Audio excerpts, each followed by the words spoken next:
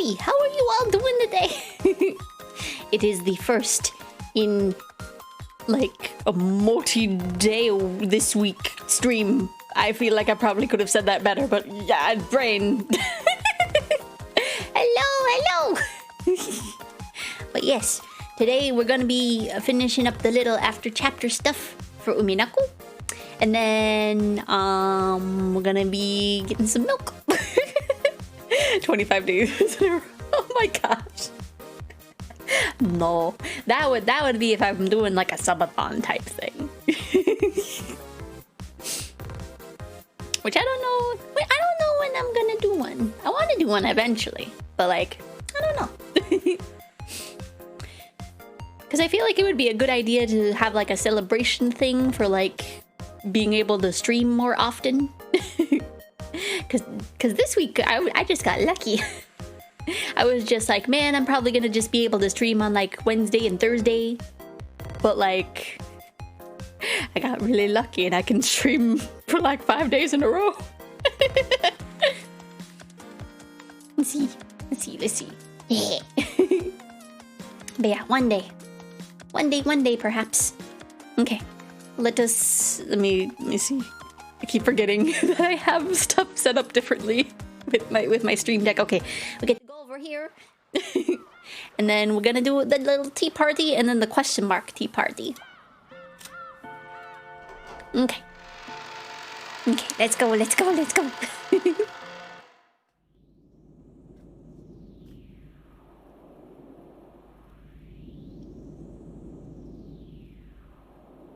like I feel like it's been like a long few days. Maybe it's from the fact that like I only streamed once last week. Okay. I never expected Lady Birkenstell's piece to barge in at the very end. I searched all over the place for a piece fitting for a game with you. I was sure that you'd like it. What's with that piece? Who was that person? Who was it? She didn't say her name. That's mean. Hey, don't you think so too? I have a general idea. Or rather, I imagine most people would have figured it out. Most people? Well, I don't get it. And it was that character's first appearance, wasn't it? If she doesn't say her name, I won't understand. The players won't understand. No one will understand, right? Bieto. Oh, thank you for the resub. Please name our subscription baby. They are half dragon and half dog. Xephoria, one love. Oh my gosh. I'm bad at naming things, though. I don't know. What's the new Sierra Mist? Starry? That could be a good name. Bieto, don't bother telling her. See? Isn't she a funny kid? Indeed. Lady Lambadelta's innocent air-headed side is truly precious and amusing. Come on! Why won't you tell me, you meanie? In exchange, I'll tell you a special secret that only I know. So tell me. Oh, a special secret, you say? I want to hear. But if you want me to tell you, first tell me who that girl really was. The secret I know sure is awesome. After all, it's about as awesome as knowing that Santa-san is actually...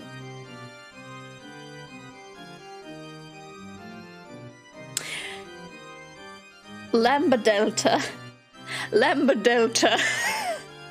Words mean different things now. Why is my scene not, like... Why am I slightly cut off? Hello? What did I do? There we go. Oh gosh. I think we found the witch Maria's replacing neighbor. Huh? I said it. Sorry, I'll bet you're so shocked that it turned your world upside down, right? So your father was the one who came to your place, Lambda? Or Lambda? He came... Wait, what do you mean? Lord Santa Claus only visits the homes of children with pure hearts. I guess he didn't come to your place, did he?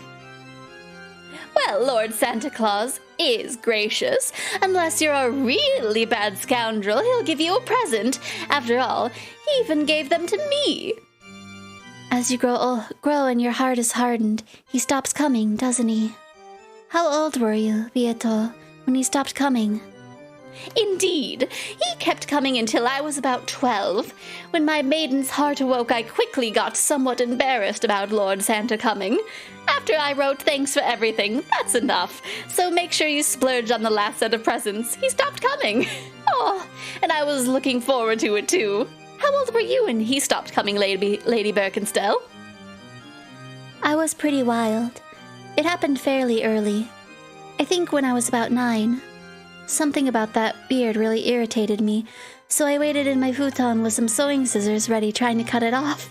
Oh my gosh. What a painful age. Right, casually confirming Santa in this universe.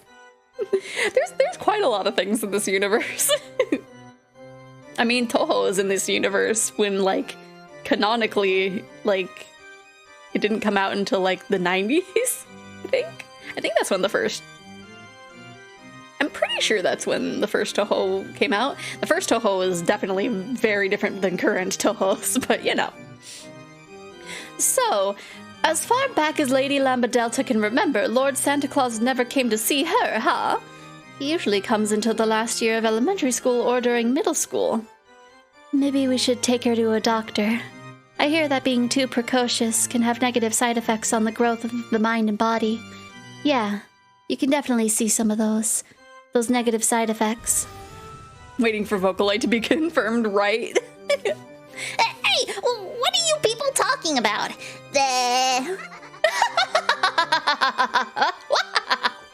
It truly is boisterous when 3 witches gather. If you're talking about a secret on that level, I doubt this will be worth listening to. Can I go now? I have to get ready for the next game. Hey, what? Hey, wait a sec. Tell me who that woman really is. Well then, tell me this special secret of yours first. If it's good enough, then I'll tell you. Okay, I'll tell you, because it really is a special secret. Remember, in this game, there was a girl who found the gold and became the new witch, right? Indeed. And just what kind of secret might that person have? I figured out who that girl really is. Does anyone know? There was a hint in the way she talked. Remember, that girl said it a lot, didn't she? If only you just that, right? Yeah, that phrase is the key point. If only, if only, if only. Yes, she was actually Ushida Ava. What do you think? Are you shocked?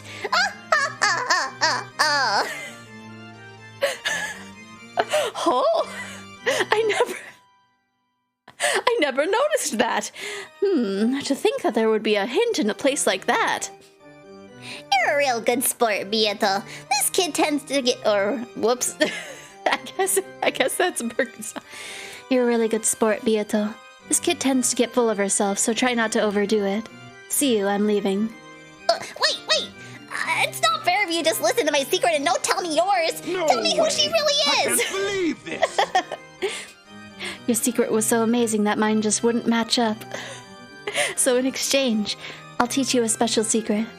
I'll tell you the name of the culprit in this game called Higurashi no Nakakoro ni. Don't say it. I'm still playing it. See you, Beato. The black tea was delicious. However, the repertoire of jam on the crackers was lacking. Add some gochujang chili paste every once in a while. It goes great with Russian tea. Later. Oh, I see. I shall try it. I'll call for some after preparing the next game. Until then, feel free to polish up your strategy at your leisure. Yes, I'll do that. This last game was pretty interesting. Later. I didn't have the audio ready. Oh no, it's okay. Hey, wait a sec. Tell me. Boy. We'll never know. Unless it's in the question mark. My, you two really are close. Yes, that's right. Oh, I really like you, Birkenstell. You could even say I love you. I want to gouge out your eyes so you can see no one other than me. Oh, that would be so wonderful. It'd be great to dunk them in black tea. Wow. To think that you would be so entranced, Lady Lambadelta. I have a serious responsibility. Still, this last game was really close. I was a breath away from getting Battler. Beto, can I ask you something? What is it? I won't tell you that girl's name. When are you gonna stop fooling around? Are you even trying to win? Lambadelta threatened her with a low voice that she had never used in front of Birkenstell. It completely blew away the calm atmosphere that had been there until a moment ago. You know I'm supporting you because you're supposed to be a witch who can win against Birkenstell. If you don't have the power to win against her, then I'll abandon you right away, okay? How harsh of you. What about me dissatisfies you? As you know, my game board is perfect. Lady Birkenstell will never be able to win. Yeah, that's right. Your board truly is impressive. It truly is an impressive and perfect game board that Birkenstell definitely won't be able to win in, not even after 100 years, or even 1,000 years. That's why I made you a witch in exchange for letting me borrow it. If I stop being your guardian, you'll immediately go back to being a human. What?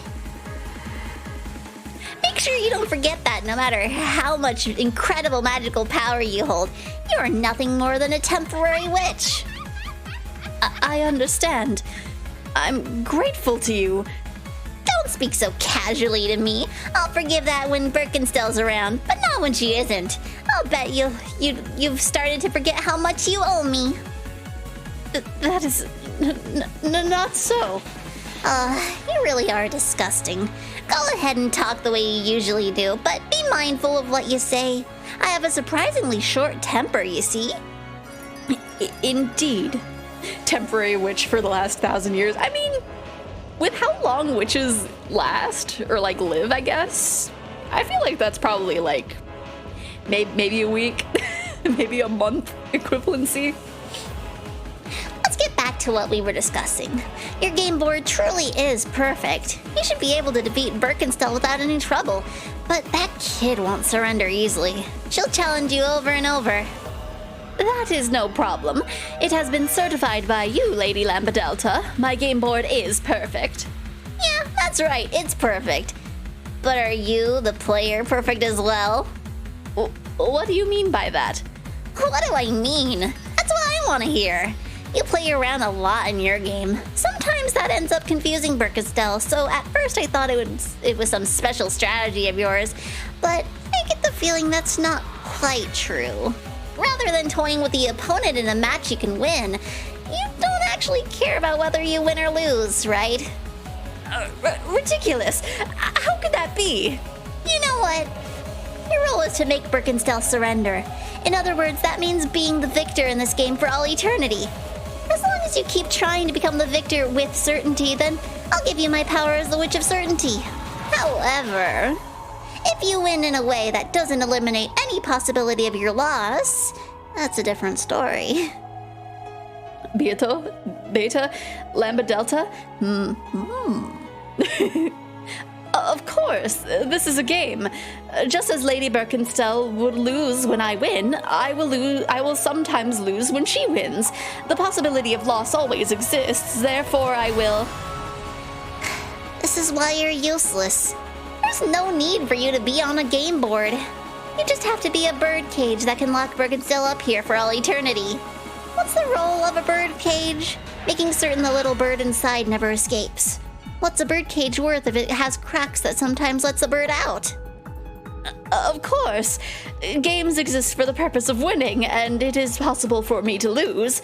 Therefore, I will continue to win, as you wish, for all eternity. Ah! Hello, nobody! How are you doing? I wasn't ready. No, there we go. I was so focused. I only have a little bent ear. But how are you doing, nobody? Do or do not be until there is no try, yeah. Evil witches and small good ice dragon. Good answer. That'll be fine. I'll allow you to play around and use fakes as part of your tactics. It ended up being useful during parts of this round. But you know what? If you make a move hoping for anything else other than the victory, Make sure you're prepared for something amazing, okay? I will not do such a thing. I swear it. Because originally you weren't even a witch, and at any time, I'll remind you what a truly shabby creature you were. If you betray my expectations, that is. As soon as you do, you can look forward to a fun punishment game. In the world of billions of fragments, I'll send you into the most miserable one and seal you there. You were already miserable to start with, so there's gonna be some really miserable fragments out there for the picking. My goodness, Satoko. Doing good today? That's good. We're just doing some of the little after chapter stuff, and then we're gonna be taking a little break from Umineko to play some other games. Oh, I love you, Birkenstell. Struggle in Beatrice's birdcage as much as you like, and over the course of 1,000 years realize you can no longer escape. And when you surrender, I'll train you so that you can't do anything other than cry in the palm of my hand.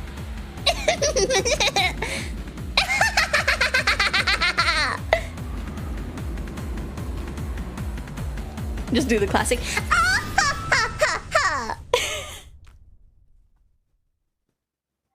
You like her? It's so interesting, like the difference between like her in Higurashi and her in Umineko.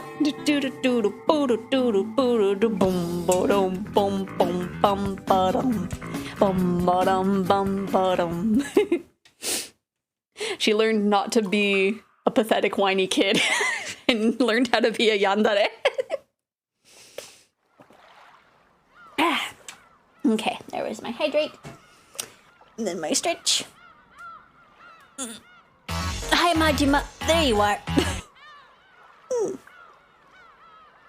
Just popping right out of the roof. Okay. We got the question marks next. I don't know if I like her, but I know I like cookies, yeah. Okay. So I wonder if this is going to be with the humans. Because I know this is usually the witches' tea party. 9 years? Wait, 9 years later. So like, or 12. Why did I say 9? I am but a wee child. I don't know where I'm getting 9.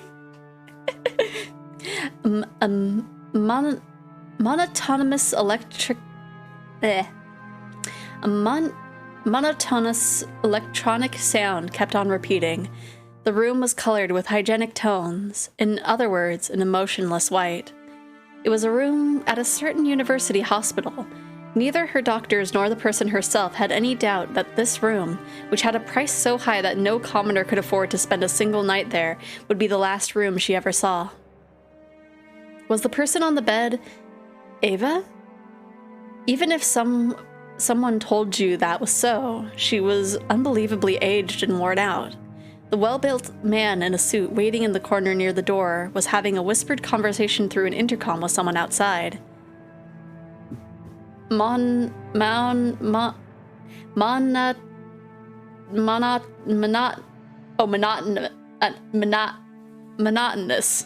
That's how it's spelled. Okay. He was a guard protecting Ava's person. After telling the person on the other end of the intercom to wait, he approached Ava's bed. Ava had been awake for a short while. However, she stared at a single point in empty space, as though her mind was not in the same place.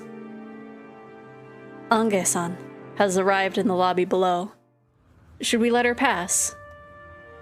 For a long time, Ava didn't answer. However, bit by bit, her eyes began to regain their focus, and she gave a small nod, indicating that she didn't mind if they called Ange. It had been Ava who called her, and she was right on time. By this point, Ava would refuse anyone who wanted a meeting without an appointment. Minotaur? The room was dark, and even though it was still light outside because the curtains were always closed, there was always one guard waiting in the room, and 3 more waiting in the corridor to the lobby. Ah! They were all there to protect Ava's person. Eventually, there was a sound of a knock. Also, there was a message from the intercom that the guest's body check had been completed with no problems. The door was unlocked and then opened, and a high school-aged girl was standing there. Chairman, Ange-san has arrived. Eva reacted and turned her face towards the guest. However, instead of reacting to the guard's call, maybe it would be better to say that she reacted to the smell of Ange's makeup. What? Why you got stinky makeup? After being shut up in this room for so long, Eva was sensitive to even small changes in smell. Ah, that makes sense. Smells like powder or something. So you came, Ange. Oh, I guess that's her. I came. You did call me. On Eva's face, there was no trace of a person warmly welcoming their niece.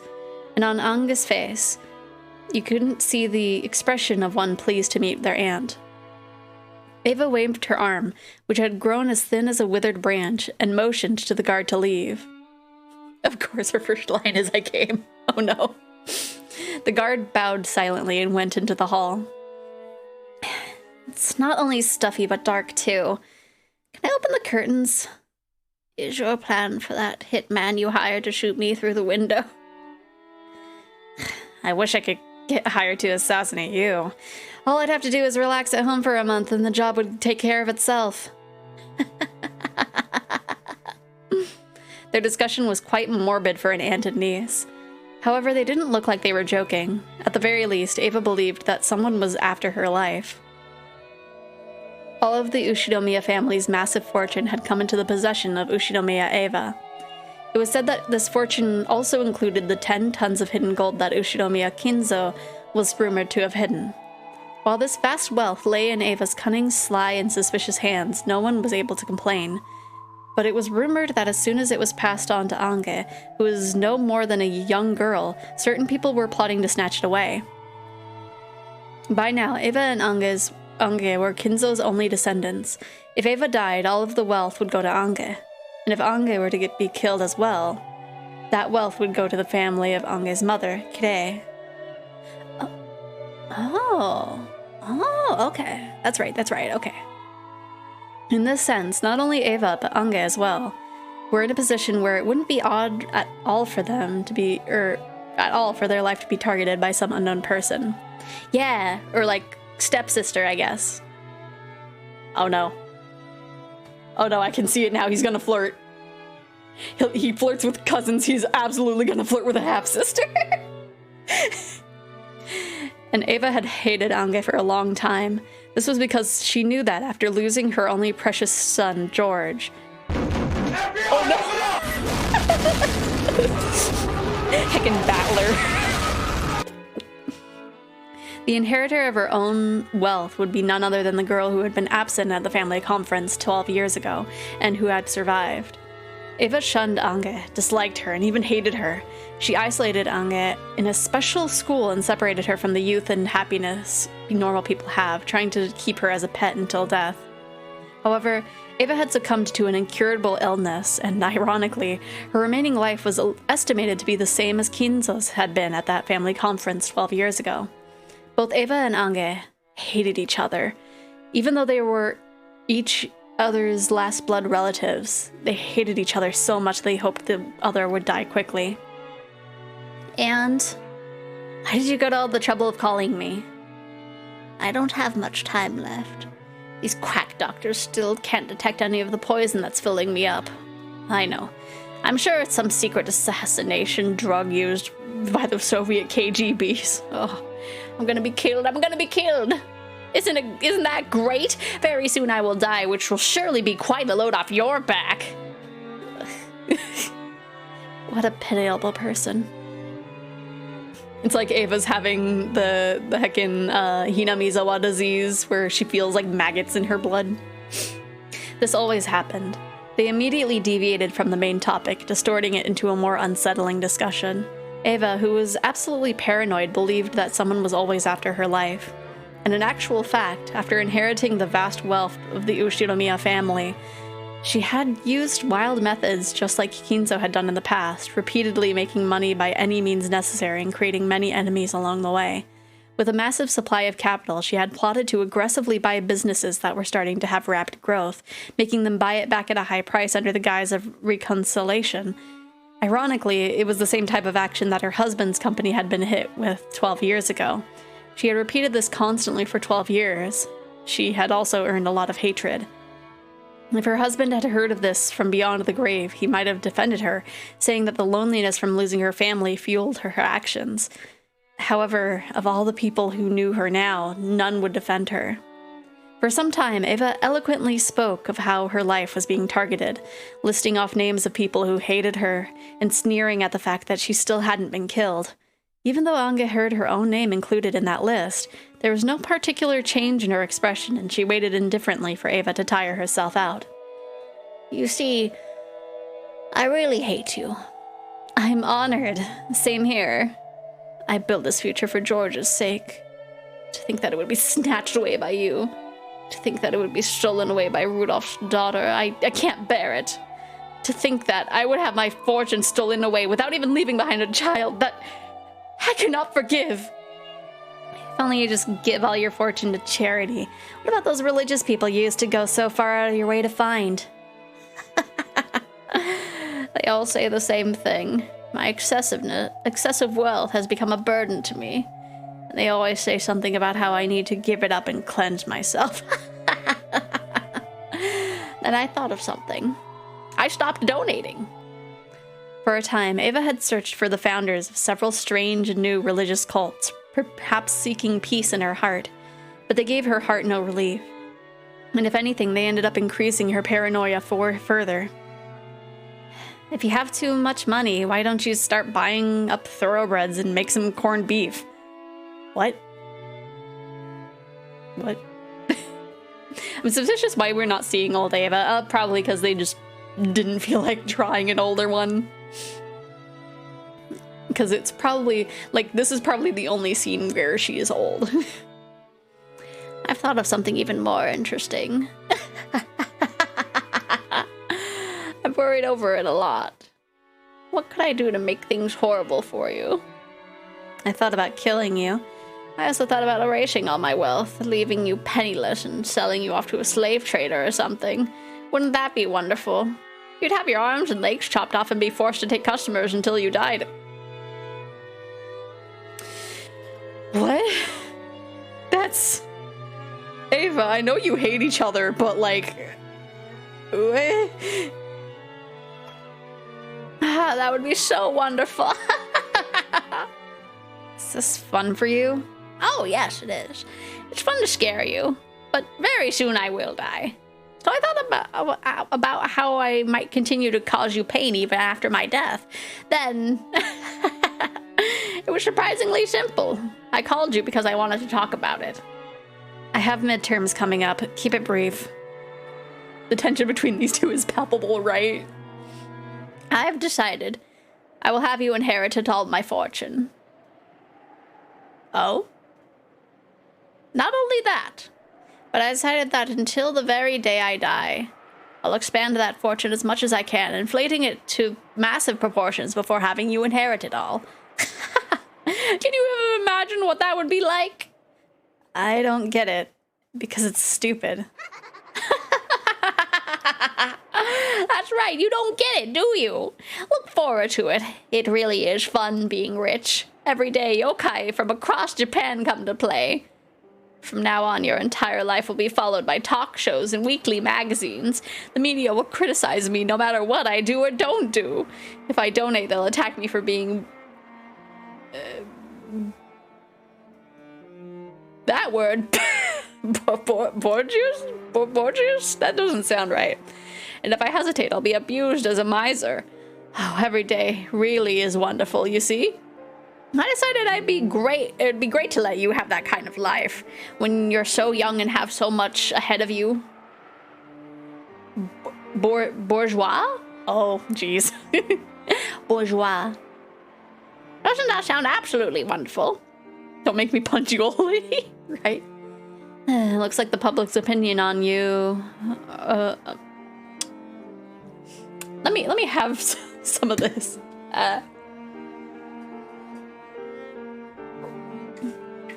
Maybe some energy drink will make me read things better. Bourgeois, of or characteristic of the middle class, typically with reference of its perceived materialistic values or conventional attitudes. So you're worried about people judging you for being, like, not absolutely ridiculously rich, or what? Looks like the public's opinion of all you've done was spot on. Too true, yes. That is too true. Go ahead, abuse me as much as you want. Soon you will face the same criticism. Japanese culture dictates that good people live in honorable poverty, while the wealthy should just die. No matter what you do or don't do, you will eventually be lifted up as a symbol of envy and hate across Japan. Interesting. I didn't know about that. Its locations are closing due to loss of business and re-strategizing, so there's a non-zero chance. That was trending on Twitter like a few weeks ago. Like, I think that was in like December or November that was showing up on my Twitter feed. Also, hello. Oh, Rocket, you changed your name again. Parasitus Rocket VT. I like it. I like it. I wonder how twisted your life will become after living that way. You have no allies. No one will listen to your worries. Abusing you will become a public sport, and no one can stop that. Oh, Ang. Oh, I'm really looking forward to it. I wonder how you will live your life and how you'll end it. Enjoy to the fullest a life of being unable to trust anyone in the world, being unable to love anyone, being unable to talk with anyone. I'll be patiently waiting for you to take that story of hardship down with you into hell.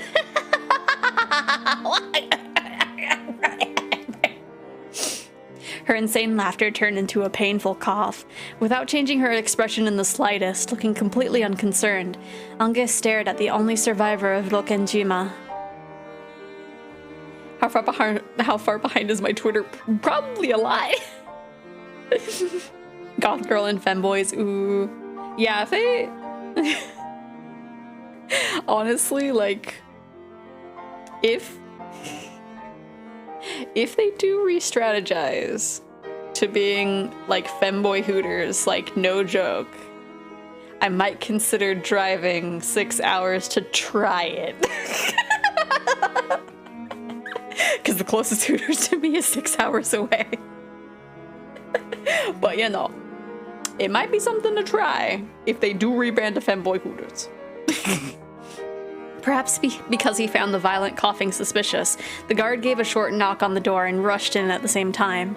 Ange glanced at him, wordlessly making it clear that she didn't intend to move a step from where she was. Ange was prepared for some kind of trap to frame her in Ava's death. However, that was fortunately a needless fear.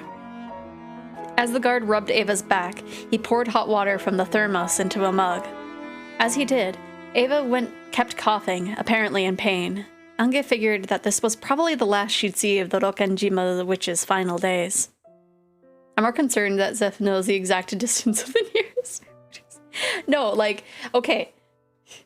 There's a lot of things that are not near me, and pretty much, like, if it's not near me, it's 6 hours away. It's on the entire other side of the state from me. If it's not in my, like, okay, surprisingly, there is a Popeyes closer than 6 hours from me. It's still like 2.5 hours away. But it's, you know, just stick and shake. That's probably also 6 hours away. The closest Build-A-Bear is 6 hours away. Everything is 6 hours away if it's not, like, in my town. It's so sad. Eventually, the coughing subsided, and Ava regained her normal breathing. However, the glittering madness inside her eyes hadn't subsided in the slightest.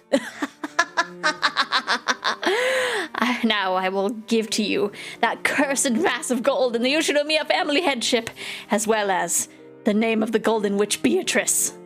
Enjoy the insane, twisted rest of your life, fitting for the name of the witch. Let's see. Just lives on a satellite orbiting Earth, yeah. It's just 6 hours away from Earth. Just want to visit Peach? 6 hours away. Gosh, can you imagine?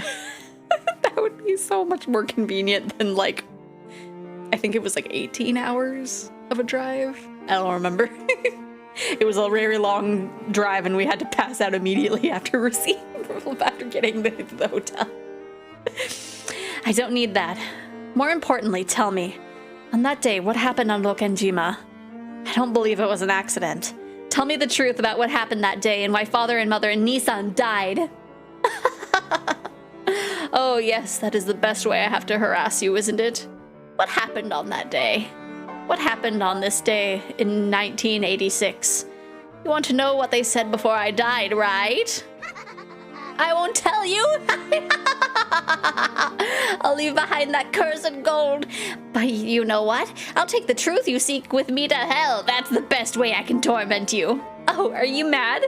If you want to hear it so much, try going to hell and asking your family there. In that case, you'd better die right now, right? If only you just give up and die right now. What about a train? I don't know where the closest train is. Like, for like a person to get onto train. I can only assume it's 6 hours away. That laugh continued until she started coughing again, and that cough did not subside until she started moaning and going into convulsions. Oh, I forgot to turn the light on in the room. Okay, that's fine. It'll just get dark at the end of the stream. That's fine. Dragon is 6 hours away and getting closer. Run. 6 hours away and rapidly approaching. She was nicer when she had the shotgun, right? Here, I'll get it for you, right? It'll just be 6 hours. Ah! There we go, that works. October 4th, 1986. On the Rokenjima, the Ushinomiya family's customary and final family conference was held. And on the next day, October 5th, an extremely unfortunate accident occurred and the Ushinomiya family was wiped out. Fortunately, Ushinomiya Eva escaped from that and inherited almost all of the Ushinomiya family's fortune.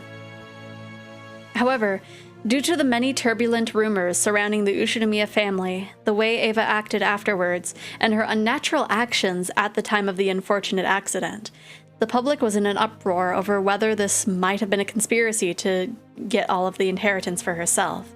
Under pressure from the public, prosecutors repeatedly tried to investigate the matter, and the media began tracing the outline of conspiracy that they called the Rokenjima suspicion. But in the end, they weren't even able to find proof that this unfortunate accident was a crime. Thank you, I will hydrate. And stretch. Light is 6 hours away, right? It's dark.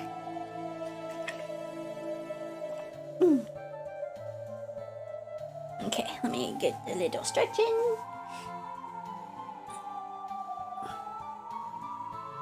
But yeah, I really wish that there was... Hi, Majima.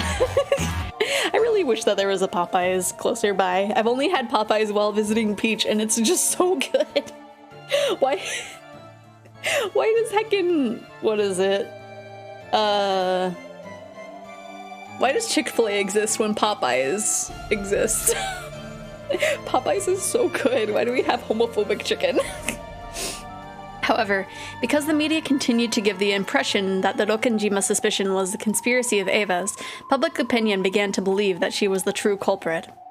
I don't like Popeyes. Isn't chicken a type of dragon? No. No. Chickens are small and feathery, zingle baka. You don't like Popeyes? Oh, no. I like Popeyes. Of course, that was also influenced by the bad impression caused by all the easily commendable overbearing financial activity, which she had carried out using that vast wealth. Every time she did something and the rumors started spreading, the media would bring back the Rokenjima suspicion, blaming the criminal justice system by saying that she was the true culprit, and that the only reason she hadn't been arrested was because even the police had been bribed. So the impression that she was a great villain grew stronger and stronger. Her heart eventually degenerated, and ironically, it began to transfigure her into the kind of human that the public expected. Yes, a biologist. They're small, feathering opka. It's a type of dinosaur, right? Completely different species. By now, Eva had no one she could trust, and no family. After her beloved husband passed away, the talk shows occasionally mentioned his company, saying that it was run recklessly while criticizing and disgracing its former accomplishments. Even her beloved son, George, was dramatized as the stereotypical rich, lazy son that the public expected, and no one even wanted to know what a simple and honest character he had possessed. As to how much all of this hurt Ava and ran her to ruin, no one cared.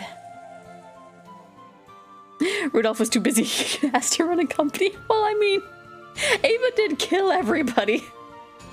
So the public was only interested out of curiosity, or I guess she didn't kill Rudolph specifically. It was, well, no, technically, yeah, it was Ava. It was just small Ava. Let's see. The public was only interested out of curiosity about how a super rich evil woman who killed her whole family lived her pitiful later years. So that happened more and more, and eventually, Ava's personality was transfigured until people started calling her a lunatic. It was said that this sometimes reminded her of her father, whom she had once admired in his later years, and that she laughed at herself with scorn. And, on the day of the final family conference, because Ushinomiya Rudolph's daughter, Ange, had been sick and had stayed with her mother's family, she had not participated. At the age of 6, she had lost her family and had gained Ava as her guardian. Yeah? 6? Yeah. Yeah. Since Ange had become Ava's only blood relative, Ava took very good care of her. She had imposing guards surrounding Ange's person at all times to prevent her from coming to harm. Ange had even put her right to play with friends, to come home from school together, and to enjoy the seasons together, stolen away. So that she can live a full and pleasant school life, Ava had sent Ange to an elegant boarding school that took care of her every need, completely isolating her from the world. She didn't even know the popular songs that girls her age might hum. She was never given a chance to enjoy window shopping with her friends or stuffing her mouth with crepes, much less an encounter with a member of the opposite sex to make her heart throb. Ange did not have a single friend. If anyone carelessly acted friendly with Ange, they would be scolded by the guards or else the teachers. All of them were strictly ordered not to let shabby humans approach the daughter of the esteemed Ushinomiya family. During that time, the talk shows were always mentioning Ushinomiya Ava, always spreading rumors about her countless financial misdeeds. Those who knew her who her daughter was naturally began to keep their distance. Even now, she was called a witch at school, and anytime something bad happened, even if there was no proof, it would be whispered as though it were absolute truth that she had imposed her will on the school staff. The environment makes the person. By now, she had a heart as wild as those around her feared. No one trusted her, so she never bothered to believe in anyone. No one loved her, so she never even tried to love. And when Ava caught an incurable illness on top of all this, it was whispered that this too was a conspiracy, and this time Ange was set up as the mastermind. Everyone whispered that the daughters of the witches are witches too. Even the talk shows and the weekly magazines whispered that, so Ange also accepted it as though it was as though it was obviously true. Man, that sucks. Turning into what others expect of you, what a noob moved her into a Lord of Chaos, right? Oh no, now I want crepes, right? I don't even remember, I don't know if I've ever had one. Like, they always look delicious, but like, I don't think I've ever had the opportunity to like have one. Maybe, no, I had like a really simple one, because there was a French class at my school, and I just like, I kind of like showed up because one of my friends took French class, and so it's just like, okay. I don't have any crepes on my treat street. I don't even know if there's a place nearby that would like deliver a crepe. Like, I assume the place near me that has boba and rolled ice cream would have crepes, but I'm not 100% sure. I think they have like the waffle crepes. I have no idea. This is what Maria would have turned into if she was raised fully by Rosa, right? Oh no, I got an F. It was the witch. Dang it. Right? That would be the kind of vibe. It's just like, dang it, Alligator, why'd you make me get an F? And it's just like, I'm just vibing here, please. Right, grapes are 6 hours away. It's true, it's true. Therefore, since she already believed that she was a witch, when she heard the name of the Golden Witch was being turned over to her, she only felt like saying, "You just figured that out now?" However, she was at least sure of one thing. This title of witch that she had inherited would definitely never be inherited by anyone else. She would be the last head of the Ushinomiya family and the last lonely Golden Witch.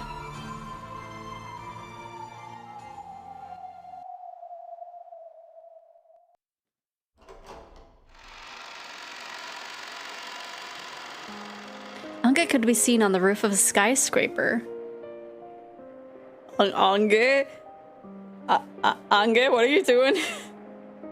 Compared to the winds of the world that had beaten down upon her until now, this strong cold wind was warm and pleasant.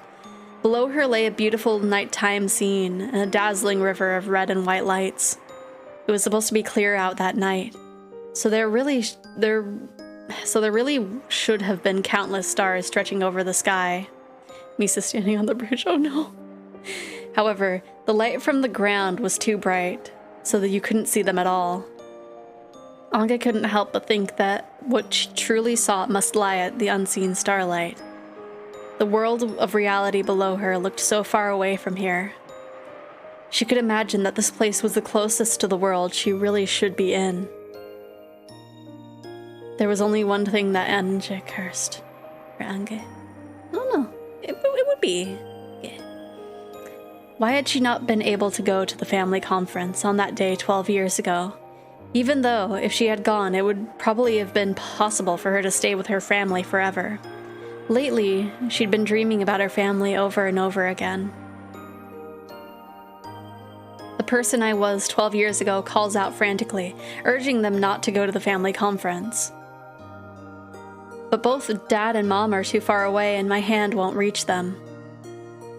Battler Nisan always loved me a lot, and he'd always pat my head, but even though it looks like that hand's about to touch me, even it does not reach. For some reason, I started having that dream over and over.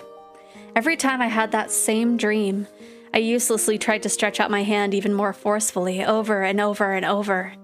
Even if only Battler Nisan had lived, then perhaps we'd at least be able to support each other in my cold and lonely reality. But his hand never reaches me. Even if I climb to the roof of this tall building, I'm so far away from all of them. A mysterious girl appears in my dreams and urges me. She urges me to find the truth of what happened 12 years ago. If only I could learn everything that happened to Father and the rest of them that day. Would they come back? At least one of them? There was no way that anyone would answer that question for her. I get it.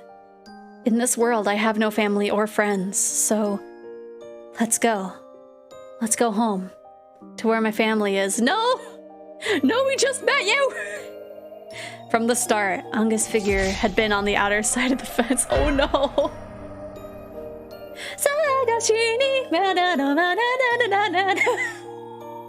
His hand never reaches you. Is it a good thing? Because it's not a good thing. Well, I don't know. She just wants a head pat, but you know. The scenery below her eyes was distant, beautiful, and so fantastical that it actually didn't give rise to fear. If I look down, I'll surely be swallowed up by the world below. So I looked up, because I wanted to be taken to the world above, the world where my family was. Who cares about vast wealth? Who cares about cursed gold? Who cares about the Golden Witch? Stinky! Oh wait, did the pet not work? Is the head pet broken again? Why is it broken? Why is it broken? I fixed it last time. I don't know. There, okay, I guess it just needs to not have the exclamation point. What the fuck am I looking at? Death. Can you stop? I wish we could, Callie. Can we not do this? I would love to. For 5 seconds? Maybe. For 5 seconds! I'm sorry! But how are you doing, Lisa? Can't believe you'd have broken green screens, right? What a no move, right? It's possible. Oh wait, I was gonna say it's possible that the hand's gonna just stay there. But yeah, I guess just pet without an exclamation point. Let's see. But yeah, how are you doing, Lisa? Bad stuff is happening. Who cares about vast wealth? Who cares about cursed gold? Who cares about the Golden Witch Beatrice? What I really want, even a mountain of gold couldn't get me. What I need for that is to take a single step forward. Just that little bit of courage. At that moment, I definitely heard a voice. It was a voice I knew, a voice that had called to me in my dreams for so long. And while taking a short break at work, I'm hyped for this week's stream. Yee! Oh, no bad stuffs, yeah. Hi, Brooklyn-Style. Before my eyes, in other words, in mid-air above that jet-black nighttime scenery, there was a figure of the girl I'd seen in my dreams. She spoke again with the same voice I'd heard in those dreams. Your assistance is required. My assistance? Who needs it? Your family needs it. Your family has been eternally prisoned in the span of from this day 12 years ago until the following day. If I save them, does that mean my family will come home? When I asked the question I had most wanted to, the girl cruelly stopped talking and hung her head. I cannot promise that. The enemy is the Golden Witch Beatrice, a mighty opponent. I cannot oppose her, but another Golden Witch might be able to manage something. I don't know what you're talking about. We've been trying to reach you about your car's extended warranty. Oh no. The only one who can oppose the Beatrice of 1986 is the final Beatrice of 1998. In other words, you, Ange. Ange Beatrice. That witch from 12 years ago took my family? That's right. She is your foe. The root cause that always leads you to the future of isolation. My family's foe. In exchange, I will search for a fragment with the ideal world that you wish for, a world where your family comes home. I make no promises that your desire will be granted. Beatrice's game board in 1986 is quite perfect. I had planned on bringing you that ideal fragment as a present today, but I still can't find it. This is a very firm fate. I haven't seen the likes of it since the time I fought Lambda Delta. I don't know what you're talking about. I'm giving you a chance for revenge. In exchange, I promise to search for and bring you the happiest resolution among the possibilities you're capable of accepting. 2 years old during this part of the story. Was one. I was. Let's see.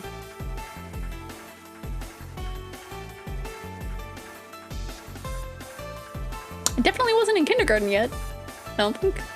No way! I can't believe this. It was before I went into kindergarten, I will say that for sure. Revenge. It may be a fruitless effort. Even if you succeed in your revenge, there's no definite proof that your family will return. Even if you manage to hit a miraculous probability, you may only be able to bring one person back, if that. Ange understood the meaning of that dream. The dream where it seemed that, with just a little more stretching, her hand might be able to reach at least Butler Nissan. Onita? Oh no. The timing of that, Isa. Onita? Okay, I shouldn't have done that. Miraculous probability means that it's higher than 0, right? Isn't that 1%? Trying to read any probabilities before the result is useless, so I cannot tell you that number. But it'll definitely be slightly more likely than if I do nothing. Yes, as long as you do not throw that desire of yours away. But be prepared. It is extremely close to 0. Okay, I'll take you up on that offer. Are you sure? You probably won't be able to return here again. This isn't the world I'm supposed to be in. I'll find the world I was supposed to be in myself. Tell me your name. The Witch of Miracles, Birkenstell. And by that name, I acknowledge you as the Golden Witch, Ange Beatrice. As of now, you are a true witch. The instant she proclaimed that I was a witch, I felt dizzy, as though something inside me had changed drastically. At that time, I heard a clunk. It was the sound of the door that opened to the staircase of the roof. It was Aunt Ava's guards. What? What in the Final Fantasy music?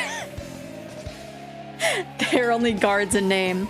Aren't they the cage that wraps the tightest around me, shutting me in? They saw that I was already on the other side of the fence and dashed forward, horrified. 20, we found the target. Requesting backup on the roof. Ange-san, we were looking for you. It's dangerous here, so quickly, come this way. What's that? My fan club. I'm pretty popular. Oh my gosh, there's lyrics here? No point in getting caught. Let's go. Looking annoyed, Birkenstell turned on her heels in the jet black sky. Watching that perfectly casual gesture, I followed her as though it was completely normal. Ange-san, wait! Don't be hasty! Look out! It's useless. It's all useless. Well then, see you again next time. Please send a limo to get me, because everyone else will be there too. See you. Ange-san!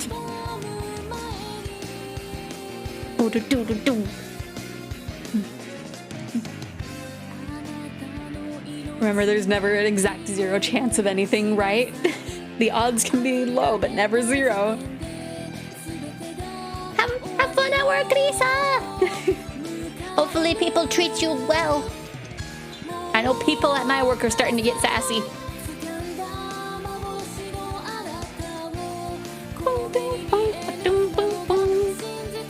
Man, there's an exact 0 chance of there not being a non-exact 0 chance of something happening. I mean, I guess.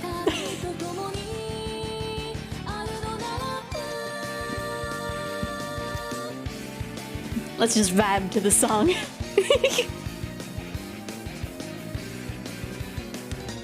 Man, that's cool. I was thinking of taking like a longer break, but the temptation to play more of it next week. I don't know. I guess we'll have to see. I'm so sad. Don't fall, attack rack. No. She fell. But I'm so sad. My sub time ran out for both Ama and Sky, and it's just like, man, I don't know. I should probably just like sub to them at one point myself instead of just relying on gift subs. So let me know if you need me to punch someone. No. Wait. No, if you need me to punch someone, let know. I'm confused. There's a 100% chance of a paradox due to 0% if there being a 0% chance. My brain hurt. Okay. So now we got that done. And so eventually we'll do chapter 4. I don't want to wait too long, but we are going to take a little bit of a break from Umineko. As much as I want to continue. Especially after how that ended. But okay. There's infinite realities where anything is possible, including a reality where infinite... That's true. That's true. Okay. So let's go back over here. I don't know why it zoomed in on me. My OBS is a little bit sassy for some reason. Okay, and now let's get the other game that we are playing today open. Let me go ahead and change the category. Milk inside of a bag of milk inside of a bag of milk. And then let me go ahead and open it. I can't believe this. Right. 2 games in 1 day? It's like it's not even my stream anymore. Not playing Umineko for like multiple hours at once? Ridiculous. Okay, let me select the language and then get it all set up to oh my gosh, it actually, oh my gosh.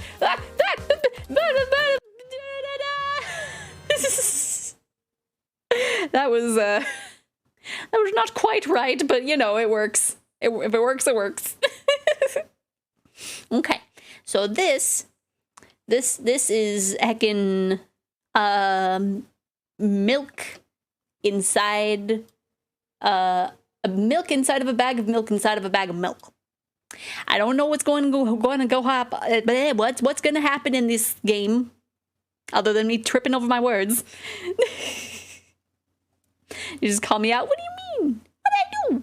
What did you do? Let's see. If you want to mess with brats without violence, give me a call. I'm good at psychological warfare. Oh no. This game might be spooky. It might be psychological horror. I'm not 100% sure. This was a game that my elf found and was like, this might be a good fun stream game. And so we're doing that. Said multiple games in one day. It's like, it's not even my, no, that wasn't me calling you out. That was me calling myself out. Is psychological horror your favorite? I don't know. I do prefer psychological over just like jump scare horror. But we'll see. Also, you can see where my cursor is. Let's buy some milk. Bagged milk, if you stab it with a straw, isn't just a Capri Sun? I think so. I don't think I have one of those. That's my least favorite. This was like, just like saying anything was like in the name is my favorite. Oh no. Okay. Let's get some milk. Name is Xephoria. I don't know if there's a sound in this game, but we'll find out here soon, I guess. Oh, it's very quiet. Let me wait for it to finish getting loud. We'll turn it up a little bit. I don't know how loud it's gonna get. Hopefully that's okay. Psychological horror is my most favorite. Yeah. I'm sorry, but I might have to go if it gets too intense. Oh, of course. No worries. Let's see. I walk down the road to the store and rehearse my speech. It's been so long since I've been out of the house that I completely forgot what words to say when entering a store. I'm going to the store. Who are you talking to? I'm imagining it as if I were a character in a game. What if it helps me gather my thoughts? What game? Well, you know, there are games where you can see the character's thoughts right on the screen, you know? So I thought if someone is reading my mind, I need to be very focused so I don't blurt out too much. I take a deep breath of air. Hello, can I... crap, I forgot. 19th attempt, and I'm failing again. I bite my lip in frustration. So once again. Hello, can I get... Wow, that's a whole word more. Thank you, I'm trying my best. I think this time the L sound was longer than usual. Or maybe the I? Do you think that's it? Who knows? Hello, can I wish I hadn't said anything. Don't worry. Okay. By the way, you've been walking on your left foot on the pavement and your right foot on the grass for a full minute now. What? My right foot is frozen in the air. How much? It's me trying to make a normal phone call, absolutely. 50 steps on the pavement and 51 on the grass. You have to undo the previous step. How do you imagine that? It's not the first time that this has happened. What do you mean? We just opened the game. You've been taught the right way, haven't you? Come on. Why are we so mean? Why are we so mean to this person? I'm convinced that if I don't go to work, I'd be completely mute and only be able to communicate in grunts and growls, right? I've done this. I need my steps to be even. We'll go. You've been taught the right way, haven't you? Come on. I don't remember. I'm ready to burst into tears. Here we go again. No. So, step 1, take a step back to get your foot exactly in your own footprint. Wait a minute. What do you mean step 1? What then? But it's already the 52nd. Or wait, I'm going backwards. So then it's the 50th? It doesn't add up. Okay. Step 50. Take a step back to get your foot exactly in your own footprint. Could you rephrase it just a little bit? You can't just repeat a phrase without changing at least one word. People don't talk like that. You're hopeless. You make it sound like it's my fault. The store closes in an hour, so you will be very, very guilty if you don't buy milk. What? I'm confused more than anything. Damn, really? Well, are you ready? Hell yes. I carefully move my foot backwards, looking carefully into the dense grass. As I enter the store, I turn to the first person I see. Hello, can I can barely see you. Oh. Excuse me, what? Oh. Excuse me, what? Oh. Excuse me, what? Oh. Excuse me, what? Oh. Excuse me, what? Oh! You shouldn't have done that. He's obviously not going to change his lines. You run the risk of ending up in an endless loop. Excuse me, what? Oh. Excuse me, what? Oh. Excuse me, what? Oh. Excuse me, what? Oh! Excuse me, what? Oh. What? Oh. Hello. You're watching. Yes, hello. If you're watching, I don't know if you will. Usually you don't watch the VODs, but maybe you will. That or you're lurking. I feel like it's very likely that you're lurking and just can't type and chat. What is he trying to tell you? He's trying to scare me, but how does he know that I'm terrified of the letter O? What's so scary about it? I have a frightening image when I picture it in my head. I can show you. Explaining won't be enough, but,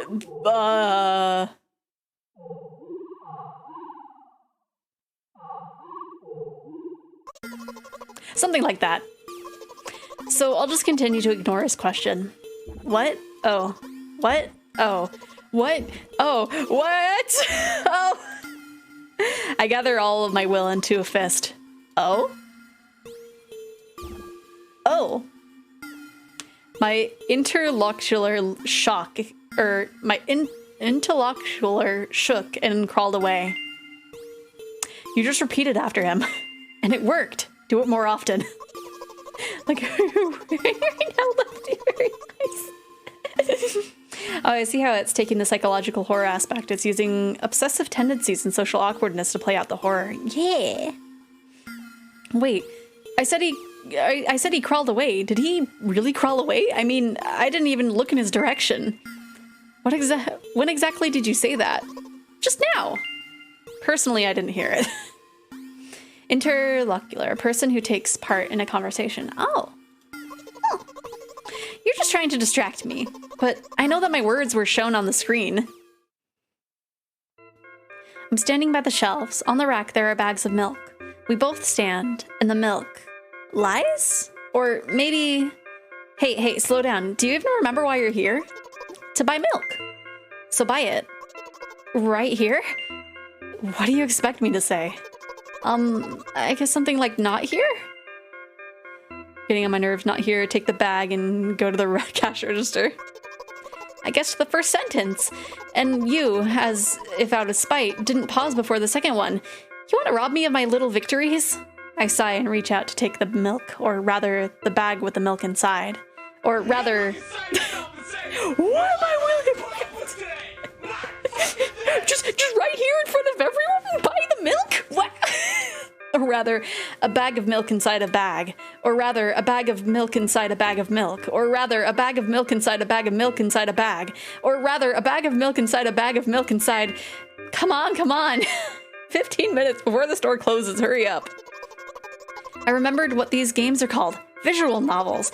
And by the way, the numbers are written there in full, with letters. Are visual novels worse than books? But there are authors... but there the authors are not lazy, so don't get lazy either. What? Wait, I thought only your thoughts were visible on screen. Not anymore, so watch your mouth. Visual novel sounds like something... Maybe, I don't know. I don't know about playing visuals. Anyway, you heard me. Hurry up or you'll get it at home again. I'm on my way. Hello, can I get some milk, please? Good news, Hades is 50% visual novel. Ooh, nice. I was thinking of like perhaps playing that next week, but I'm not sure because I know that it's gonna take at least 2 weeks to play.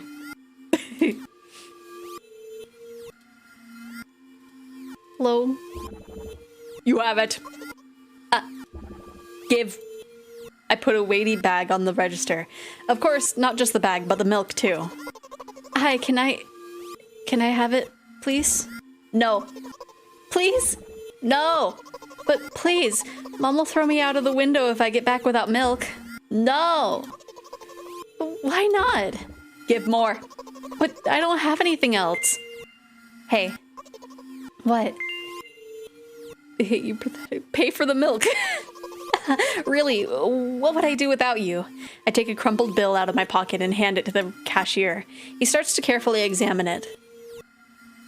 About 60 hours for base story, about 100 hours to 100% it. Oh my gosh, so... Yeah, that would take more than like 2 weeks. So I'm not sure. We'll have to figure it out. Right, those eyes. It took about 2 days before he nodded contentedly and put it on the cash register. Thank you. Goodbye. I walk down a familiar street past the gas station. A bag of milk unpleasantly tugs at my hand, reminding me of the days when I was in physical therapy. By the way, they gave me a bag at the checkout, so now I'm carrying a bag of milk in another bag. Don't think anything of it, I just love the pyramidal structure of verbal constructions. The gas station is getting closer. How are you feeling? Thank you for your interest. I feel like a mile-long bar of ice cream. What is that supposed to mean? As if I tell you. But I'm really interested. Well, look, the ratio of water to milk and the volume of air occupied by me is about 30 to 1. What? It also heavily depends how good at you are at bullet hells. Ready. About 50%. And yeah, ice cream is not the best, unless you want to drink more than to eat. Are you insulting ice cream? A bag of a bag of a bag of a bag of a bag of milk. Yeah. Anyway, the road from the store to the gas station is a stick, and the road from the gas station to home is ice cream.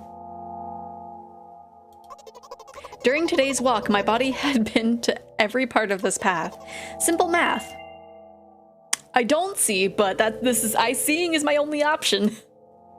I feel movement under my feet, asphalt grains, petrol stains. I'm trying to keep my balance. And how do people move over something as uneven as a city plane? Gently, heel, toe. I count in my mind every meter of the path I walk. I even close my eyes for more concentration. Hey, watch out! Huh? I unconsciously take a sharp step to the side. At the same moment, a huge bear rushes past me with a wild screech. Hey, I'm walking here! I cast a reproachful glance at the swiftly departing giant. Its red eyes, in turn, look at me with mockery.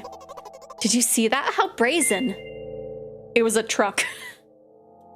Bluebell. That sounds delicious.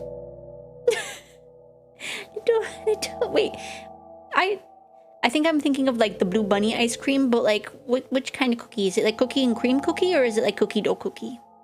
Or is it both? Since it's two-step. I have ADHD, but even I'm having issues connecting those thoughts, right? I like the pyramidal structure of sentences if this girl crosses the line, yeah. Also, hello, cartoon guy V. How you doing? Oh, really? Although, if you think about it, are there bears with eyes on the back of their heads? You could have died. Come on, are you saying someone would seriously want to kill an innocent girl carrying a bag of milk? The world is a cruel and dangerous place. Vanilla ice cream with chocolate cream filled cookies and... Oh, it has... That sounds delicious. That sounds like really good ice cream. I'm not in the world you're talking about. Are you in a safe world? My journey continues. If you think about it, the road from the store has one interesting property. It adjusts me in the most bizarre ways. When I am in a hurry, all the traffic lights turn off helplessly. When I feel like crying, a cloud appears over me and pours rain streams that hide my tears. Right now, I can feel a cloud slowly gathering over the top of my head. I'm sad. Are you sure this is really happening? What else could it be? Has it ever occurred to you that it's all just in your head?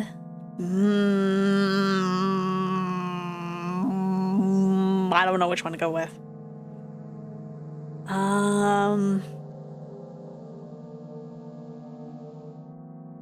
We'll go with ellipses this time around. Oh no, she's dead!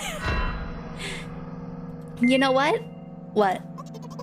Since I'm a character in a visual novel, I want to talk to whoever is reading this right now. It could hurt your recovery, if you say so. I forcefully squeeze my head with my hands and place a thought block. Eh? Out of the corner of my eye, I notice a small bench, the perfect place for a cliched visual novel monologues. I move closer, place a noticeably weighted bag of milk next to it, and raise my head to the sky.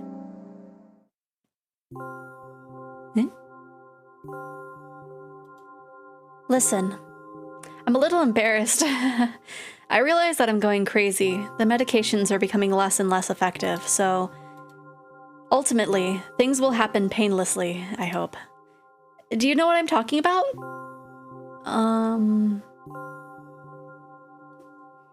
No. Sorry. I'll be honest with you, and I expect the same from you. Please. Do you know what I'm talking about? No, I don't. Well, I'm not really surprised. I must be nothing like the model protagonist at all, huh? Right, she didn't even let me say sorry. She didn't even let me say sorry. I want to get some liquid nitrogen so I can make ice cream with a light, fluffy texture, and I don't let it freeze in the freezer because the liquid nitrogen boils off. It freezes the cream. Ooh, that sounds nice. Because, like, it's always troublesome having to, like, refreeze ice cream. It's never the same. To be honest, I haven't read many visual novels. Sometimes I regret it, because now it costs me a lot of effort just to distinguish between letters and words. By the way, if you don't mind, I'd rather not name my diagnoses. Let at least you be the one who sees me for who I am. Even though I made you up, don't take that away from me, okay? Don't ask me for too much. How stupid does it all seem? From the very beginning, you've been following me, reading my delusional thoughts, hearing my silly conversations. I must seem crazy and weird to you. Oh, what is it like to see the world through my eyes? Ever since something happened, all I see is red. Red blood everywhere. No, don't worry about me. I got used to it a long time ago. Admittedly, I'd never even forgotten what other colors look like. Or I'd even forgotten, yeah. I tried making a Wendy's Frosty once because it's mostly just whipped cream, but it came out terribly. Oh no! Come on.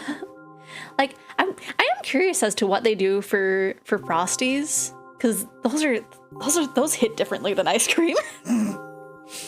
Those monsters from the store, they didn't scare me at all. After all, I know they won't hurt me. Is whipped cream, that's why it's so soft. Oh, okay, so that makes sense. Like whipped ice cream. Sometimes I think that they themselves are afraid of me. Can you imagine that? By the way, if you want to ask me what happened, please don't. Promise? Promise. I'm serious! Of course, you couldn't help but ask. In the end, I'm just talking to myself. Sooner or later, I would have brought it up. But, so you're really that interested in what happened to me? I didn't ask! I just promised! I just promised I didn't mean to! I didn't mean for you to express your traumas to me! I would have been fine with you not! Okay. As the years go on, my thoughts become more and more disconnected from reality. There are times when things connect, but that's more by accident. I don't know what happened to me. This game's protagonist, right? I won't waste time. What do you see? Pixels.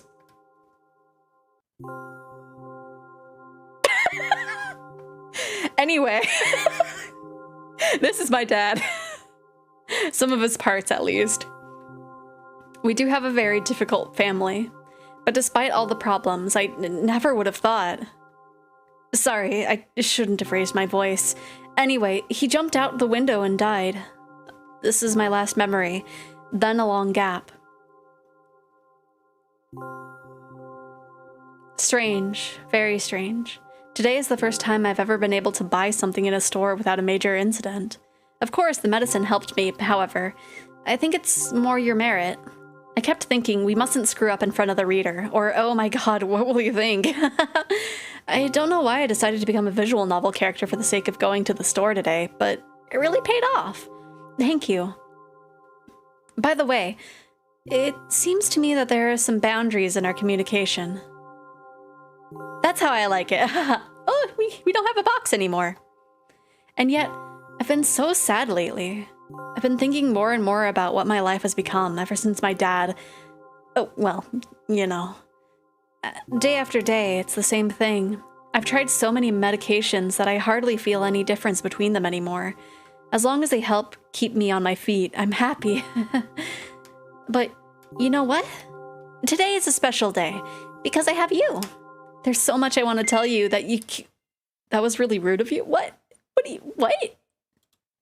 What was rude? Oh no. I'm not going to pressure you. I'm just advising you to go home. Why are we rude? I understand. Well, dear reader, shall we go? What did they do? Look out, Gordon! Fucking boobs up ahead. It's big ones! When I get to my floor, I hang over the railing. Repeating this action every day, like a ritual, I stopped being afraid of heights altogether. A few minutes ago, the effects of the medicine finally wore off, so I just enjoy the blissful silence. When I am under the influence of drugs, terrible and unpleasant melodies sound in my head. Mixing with the sounds of the world around me, they create a terrible dissonance in my head. Nice voice acting. I actually played the same game yesterday, but my narration was... Oh, thank you. I do my best. Usually it's just words that I kind of trip over. It's better to be a visual novel character than an FPS. That's true. I turn around and go to my apartment. Oh no. Psych, no! Not the woman, no! Okay, let me get the timer. Did you bring the milk? Oh gosh, we got a scary move, Mom. Let me get the timer. Okay, 5 minutes. Hi, Mom. Did you bring the milk? Yes, Mom. Did your new medicine help? Yes, Mom. Go to bed. Yes, Mom.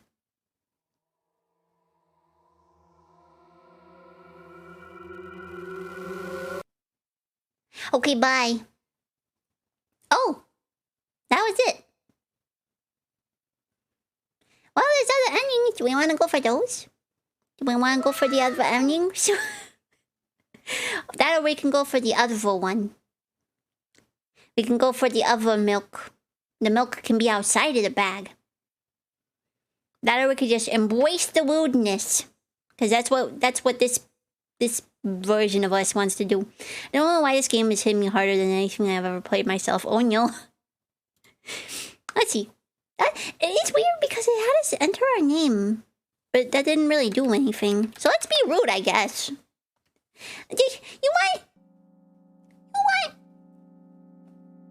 want me to do the ow in the voice? Ow. It's a very cool voice for a thing like that, Mommy. Don't... Yeah, it's because of the voice. It's a woo voice. It's like, don't you cringe. Don't you cringe, you made me do this. You made me do this, you can't cringe. I walked down the road to the store and rehearsed my speech. Okay, let's quick full heal. Just shut up and go already, I guess. Hey, aren't you supposed to help me? I take a deep breath for fresh air. Hello, can I... Crap, I forgot. 19th attempt and I'm failing again about my whip in frustration. So once again, hello, can I get... Wow, there's a whole word more. You were trying my best. Okay, let's just be rude. Who knows? Hello, can I... Oh, I wish I hadn't said anything. Hi, loser. No insult me, please. By the way, you've been walking... Okay. Apparently fine with cursing if it's... What? I didn't swear. Did I? I don't think so. No? No? What? I didn't swear. When would I have sweared? No, I didn't do a word. Oh, is it the hell? Was it the word hell? That is a location. That is a noun. Hell is a noun. Quack! Oh no!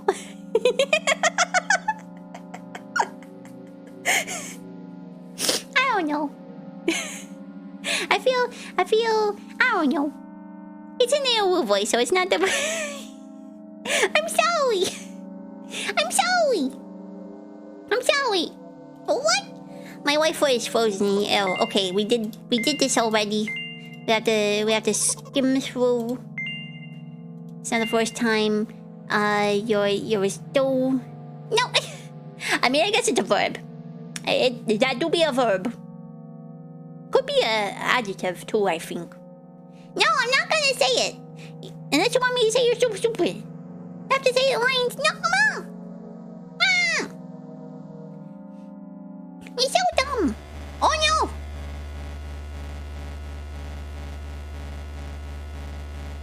Looks like Xephoria doesn't help me at all. I guess I'll try something else next time.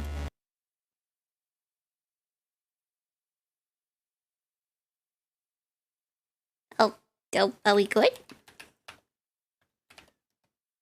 Again? I hope we can do it this time. I wonder what the difference is, though. Let me see. Oh, wait. Those are all the achievements already. Did I already do that? Oh, there we go. Yeah, is that really all the achievements? Huh. I thought there was more to it. Try being nice, but don't buy the milk. Okay, well, we'll do that. Who are you talking to? What game? Well, you know, there are the games where you can see the character's thoughts. Let's see. If you go home without milk, yeah. I feel like I read that already. Okay. Do whole word more. There you go with that. Who knows? ダメだねダメよダメなのよあんたが好きで好きすぎてどれだけ強いを避けても Oh.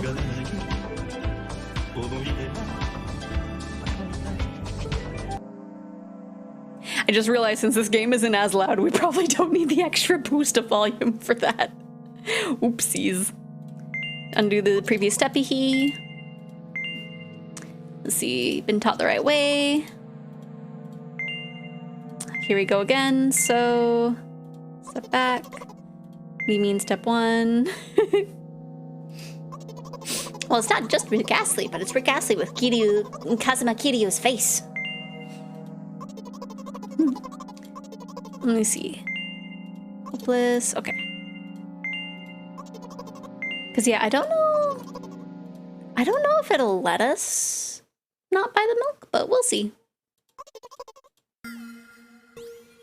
Because considering I've gotten all the achievements already.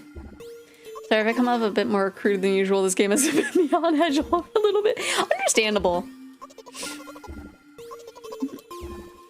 See, we just have to be like, oh, excuse me. Shouldn't have done that. And obviously, he's not going to change the thing. What is he trying to tell you?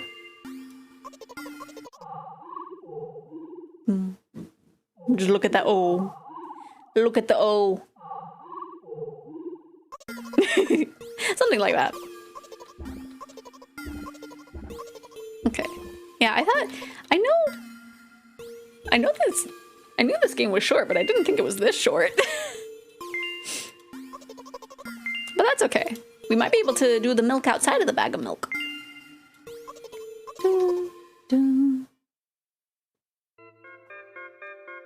Okay. Slow down, do you remember why you're here? To buy milk. So buy it. Right here? What do you expect me to say? You're getting on my nerves? You don't want to help me at all, do you? I sigh and reach out to take the milk, or rather the bag with the milk inside. Or rather a bag of milk and bag of milk, a bag of milk, a bag of milk, a bag, Come on, come on. 15 minutes before the store closes. Remembered what those games are called, visual novels.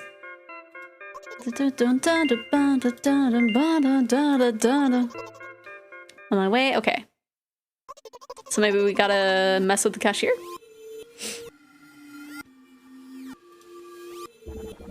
You have it. Ah, give. I put the weight of the bag on the register. Can I have it, please? No. Please? No. But please. Mom will throw me out of the window if I go back without milk. No. But why not? Give more. But I don't have anything else. Hey. What?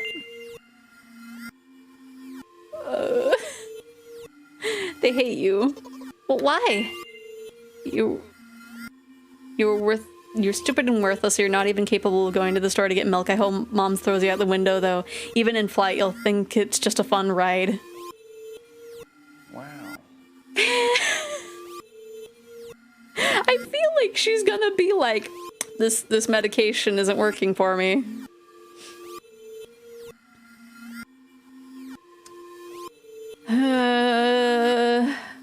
What did we say, Eggies? Should we insult or should we be like, what are you talking about? Do we insult or do we gaslight keep girl boss?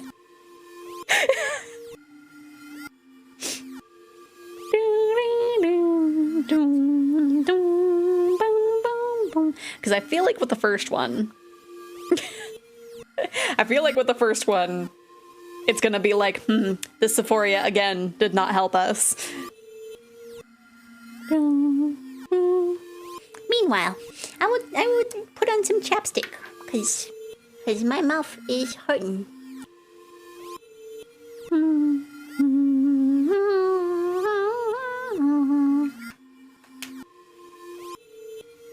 Too much kissing, yeah. I feel like I should get some more. Or like one that like doesn't taste just like wax.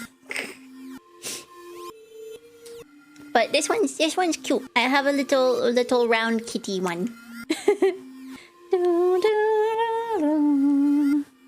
Okay, seems like we want to insult. Nobody voted in the poll. No, there's one vote. There's one vote.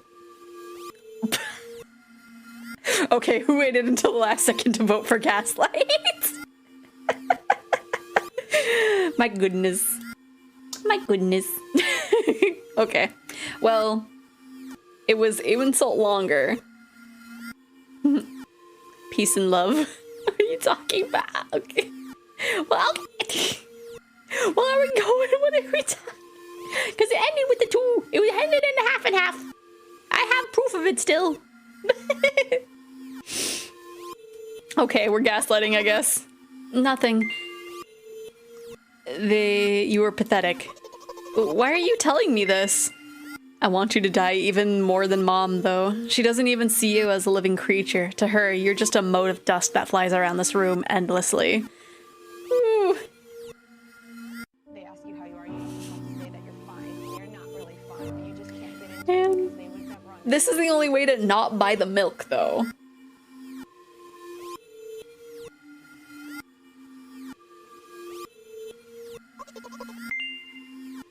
I'll go with this one. This one seemed like...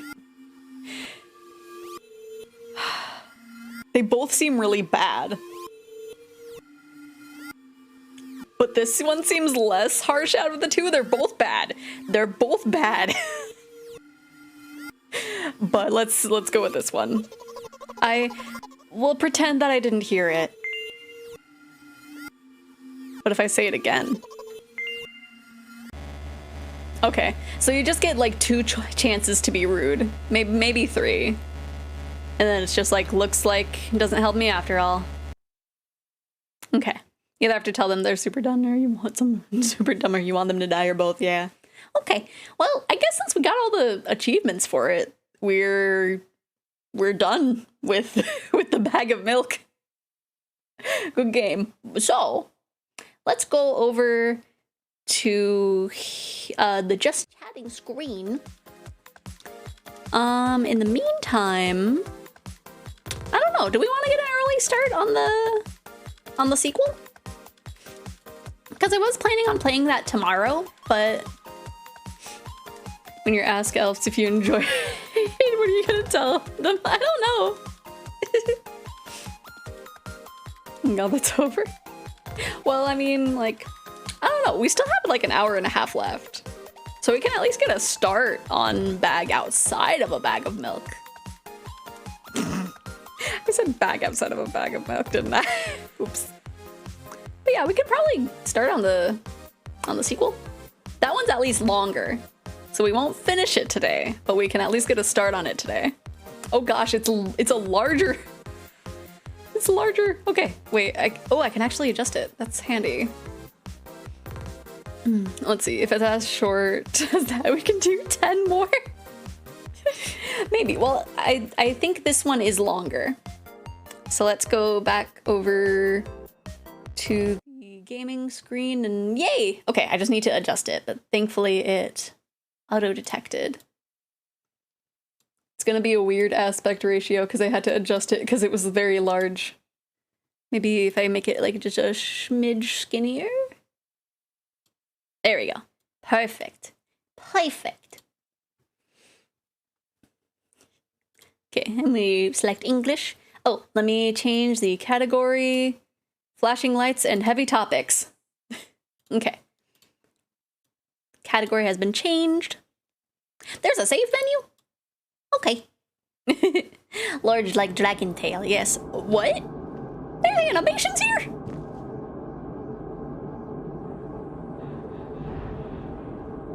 I guess she got over her dad's death.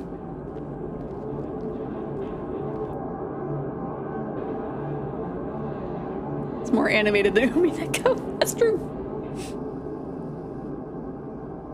The store is closing soon. Oh, this is the outside perspective of what we just did, I think. Don't eat my tail! Ah! They weren't kidding about the flashing. That is not a bag. That's true. That was a carton.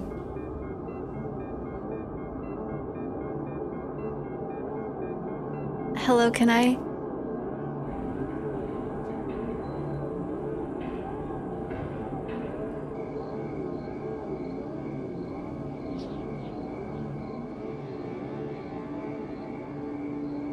It won't take much time.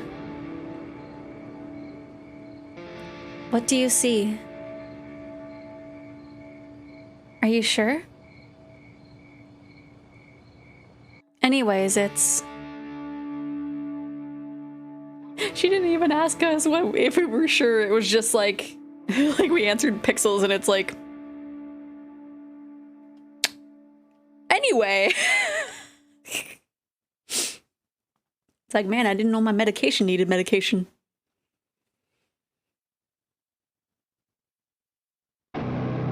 Yes, Mom.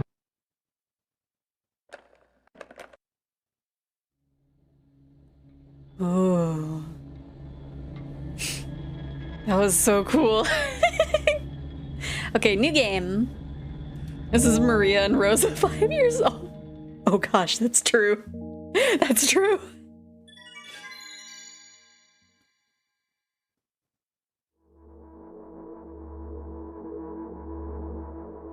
Don't like this animation. I liked it.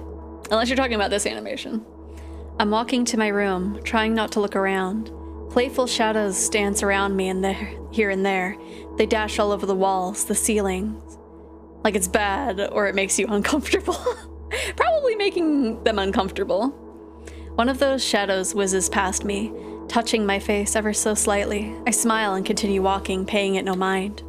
Sometimes it's so easy to lose self-control and track of time, spinning in a joyful dance. But I'm in a bit of a hurry here. Mom told me to go to bed. Oh, so this is like immediately after.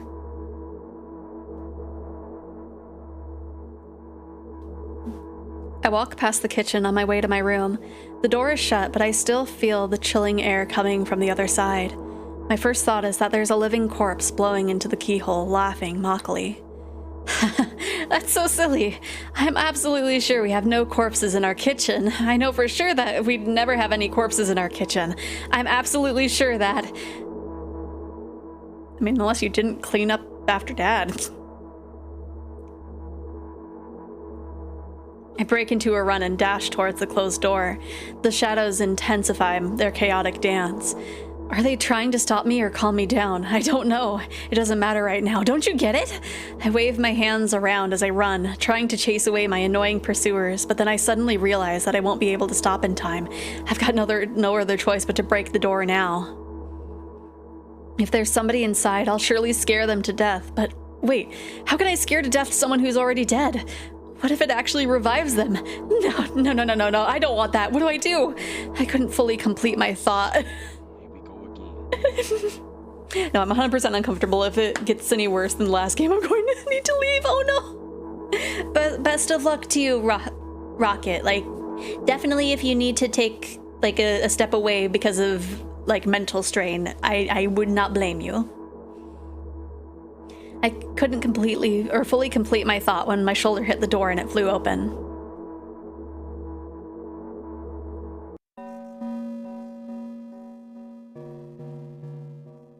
As I expected, there was no living corpse inside, but there was a bag of milk I bought today, sitting right in the middle of the table, watching me with its unblinking eyes.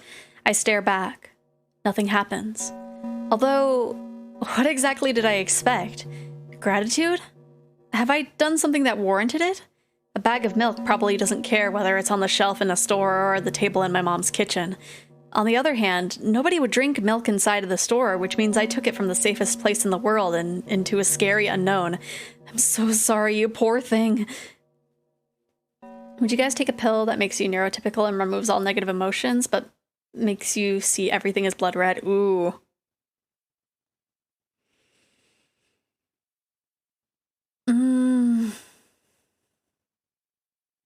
I don't know.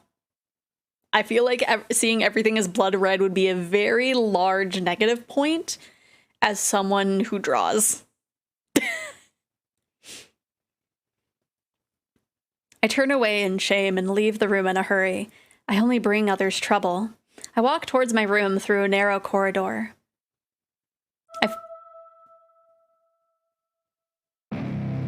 I meet a familiar formless creature at the door. It locks me into its clutches and starts sniffing every inch of my body like a hungry dog. I'm not struggling. I know it's useless. I just stay silent and endure its tight grip that stops me from moving. I get my commission. It's all just random colors, right? It's all just different, like... Gosh, there's so many colors that you can't see quite right with red. After sniffing me from head to toe, the creature holds out its ugly paws, bearing a single claw, thin and sharp like a blade. Again, might need to turn the music down, or the sound down, just a little bit. I'm not sure. I stare questioningly into the monster's bottomless eye sockets. Don't move. The creature squeezes my hands until my veins start bulging, and I just keep staring into the black cavities where its eyes should be, ignoring all pain. I've promised so many times. Stay put.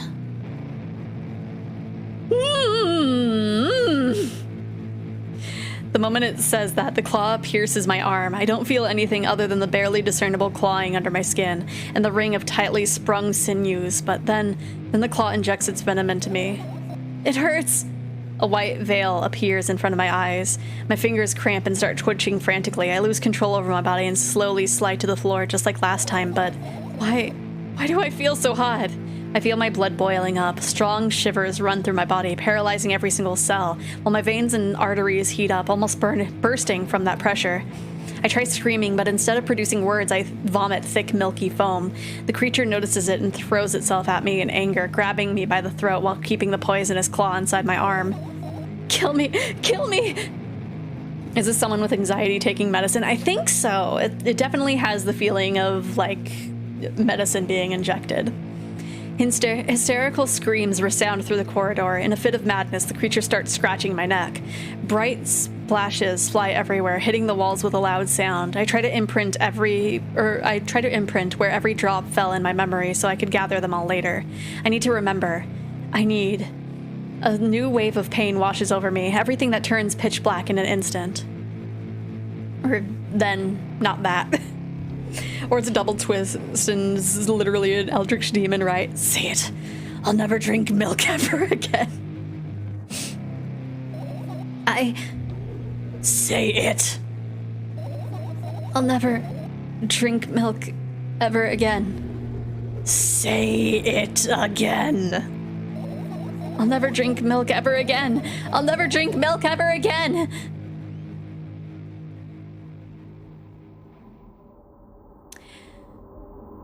Oh, she needed an EpiPen. Oh, that would make sense.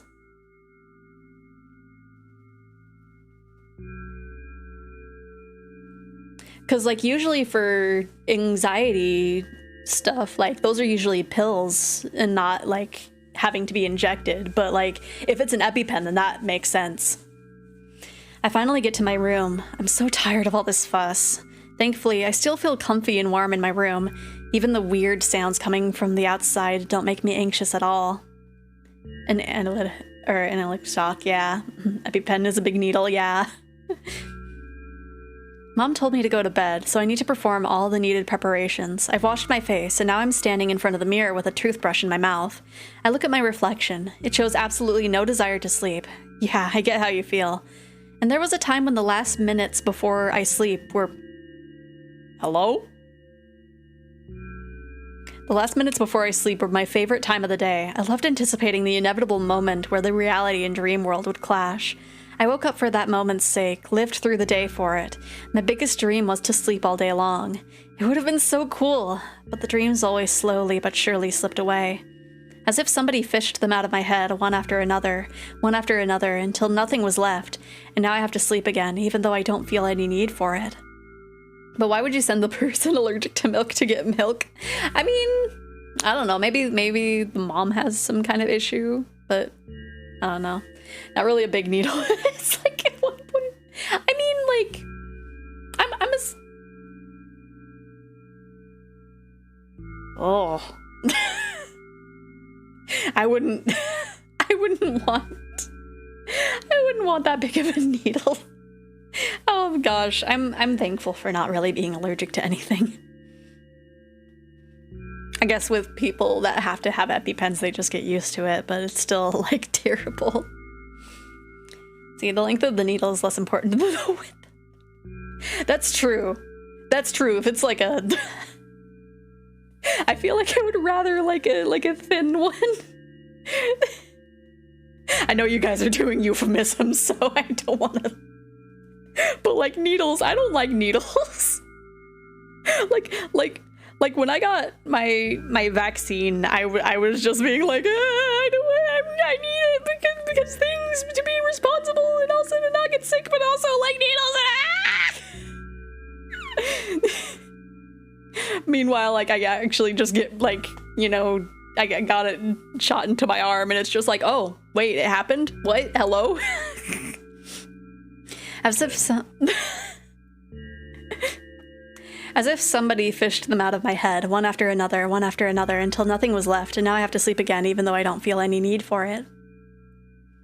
I'm allergic to all types of trees and grasses, so just going outside during summer and spring is big enough risk for me. Oh no! That sucks. I'm sorry to hear that, Rocket. I must go like a tired leaf, hold a branch. Oh no! Well, you have a good rest of your day, nobody.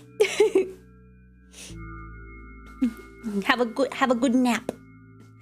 Wait, isn't it like 2 over there? Like 2 in the afternoon? I don't know what the time in Hawaii is.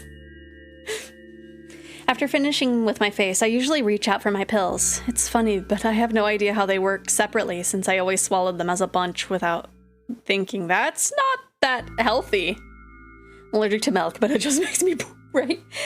That's it. Is intolerance and allergicness? I feel like they're slightly different, right? Yeah. Okay. So a nice afternoon nap. I wish I could nap. I got 2 lunch. Makes sense. Let's see. Now I want to have a better look at it. To twirl it between my fingers. Don't chew on pills. I do anything to stall for just a little bit more time. A smooth, protruded red capsule is looking at me. It's covered in a murky, semi-transparent film, but I can still discern its contents. So, what do we have inside you? No! Bye,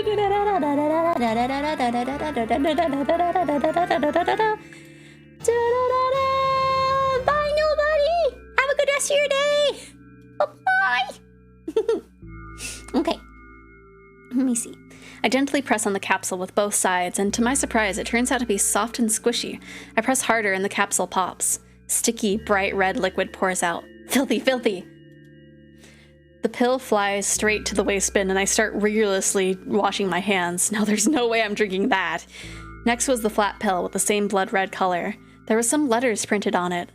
Oh, I get it. This is the medicine that makes me really sleepy, but it's not the type of sleep I want.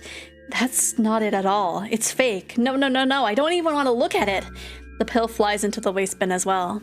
The next half an hour goes by in a similar fashion. I study every pill from all sides, and then I find the reason not to swallow it. According to Google, food intolerances does not involve the immune system, and therefore are not considered an allergy. Okay. No, tolerance and allergies are different. If I was allergic to gluten, I'd be dead right now, but since it's just an intolerance to gluten, I just have some issues, yeah. Let's see. I invent my own medicine instead and enjoy swallowing them one after another, letting myself drown in their healing effects. What do you mean what? Hey, my neck doesn't hurt anymore. Hey, my hand doesn't hurt anymore. Hey, my head doesn't hurt anymore. Hey, my heart doesn't hurt anymore. Hey, my stomach doesn't hurt anymore. Hey, my eyes don't hurt anymore. How come I didn't think of this earlier? This is so simple. I need to brag about it to someone right away. But not to my mom. She'd just scold me. And she's sure I'm already sleeping anyway. I don't want to disturb her without reason. I'll think of something myself. Besides, I just really want some small talk. I wonder, who's going to be my conversation partner? What about me? Hey. Lactose intolerance is a problem in the digestive system, where a dairy allergy is a problem in the immune system. Ah, okay. Okay. So she probably has a weak immune system. Hey.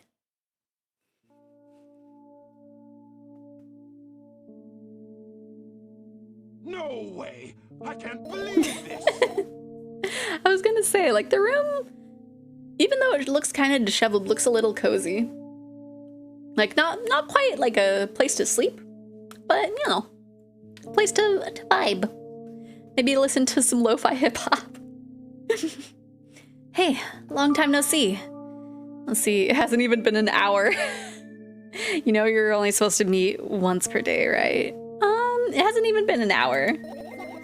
There you go, bullying me again. Aren't you even a little bit happy? Not even the slightest bit? I'm pretty exhausted after today. Well, I guess you are too.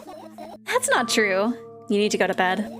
No, you've been in control for way too long already. It's my turn now, all right?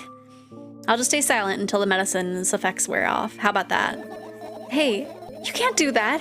You need to do your best to make me feel better. That's exactly what I'm doing. What a bully. Actually, why am I even worried about this? In reality, I don't need you. At all. I'm so energetic and I feel great, which means I can do anything, and you can only watch and agonize over your uselessness. I can imagine how angry you are right now. Is that my broski from Night in the Woods? Oh yeah, I guess the shirt is kind of similar, isn't it? Thanks for reminding me I need to call my allergist after I get home for my cousin's wedding. Oh, you're having your cousins are having a wedding? Nice. Hopefully they have good food there. Do you guys know what a tulpa is? I do not. I don't know what that is. Let's see. What made you so happy all of a sudden? And why would I be sad? Remember yourself a couple of hours ago. I don't know what you mean. The middle, stop lying. Nuh-uh, I still don't understand. Whatever. Unlike you, I won't forget that pathetic snotty girl from for a long time. She just whines and whines all the time. Don't even try ruining my mood. I want to have fun while we're together, all right? So you're the one calling the shots now? Yeah. Well, let's see how long you can last. We'll see, yeah. Am I really that pathetic? Say something. I can feel tears streaming down my cheeks, hanging from my chin, and then falling onto my clothes, burning holes in them. That was fast, but not unexpected. Hey, at least I tried. A tulpa is basically an imaginary friend, but has physical power over you due to how strongly you believe it exists. So if it pushes you, you fall. Oh, yeah, we're probably maybe a tulpa. I don't know if we can actually, like, interact with her, but we definitely seem like an imaginary friend. Hey, at least I tried. Go wash your face, then we'll decide what to do with you. Whoops. I skipped the transition.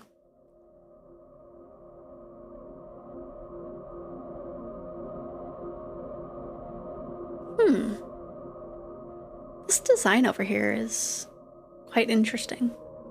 I'm in front of a mirror again. I keep staring at my reflection, trying not to get distracted by the sneery looks the walls are giving me, trying not to drown in their giggling. But then me in the mirror also shows me a creepy smile, bares her teeth at me.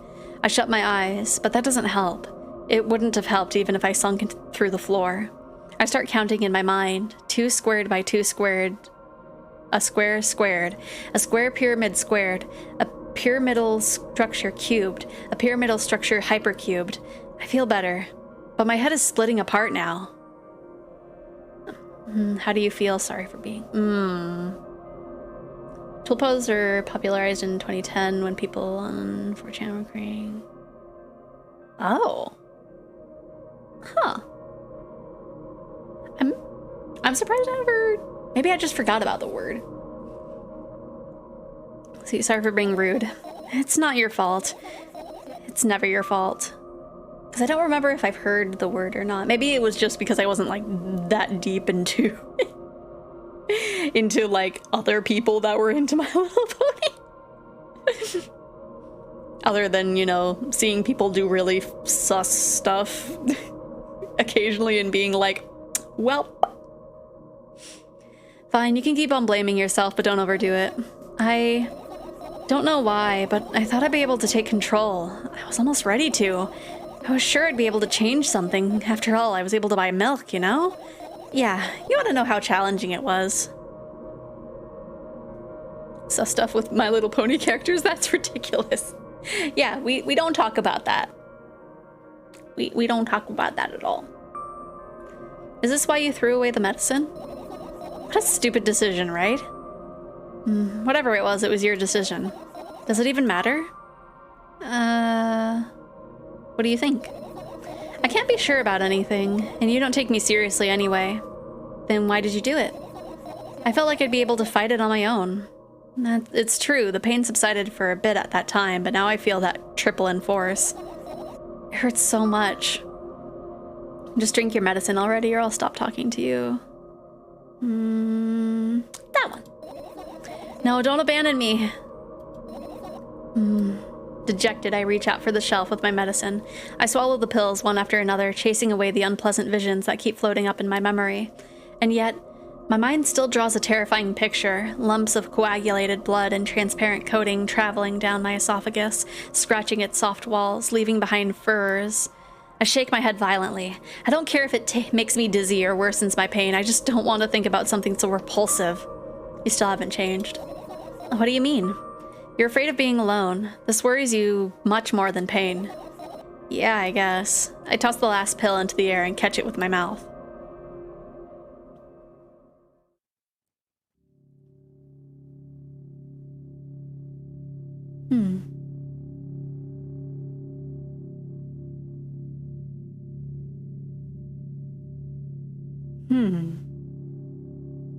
I lie on the floor. I look at the ceiling. I can clearly hear water running in the metal pipes up there. I hear the cracking of concrete blocks that will someday surely fall on my head. But I'm not afraid of that at all. I can't imagine my death coming from above. Rather, it's rearing its claws from somewhere below, waiting for me to lose focus.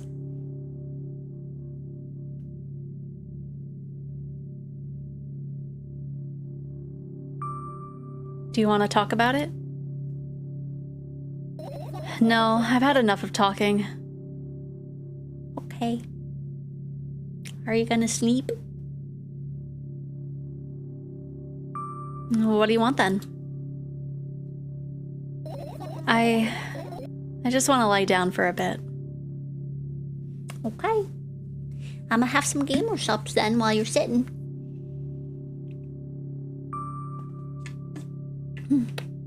Why does the right side of the floor look like a neck and a face? Yeah, I'm getting that. It's very, like, it's a very defined neck. Even if the ceiling is bound to collapse, it won't be today. Can you stay silent, please? I need to get my thoughts in order. Okay, fine. I'm sorry.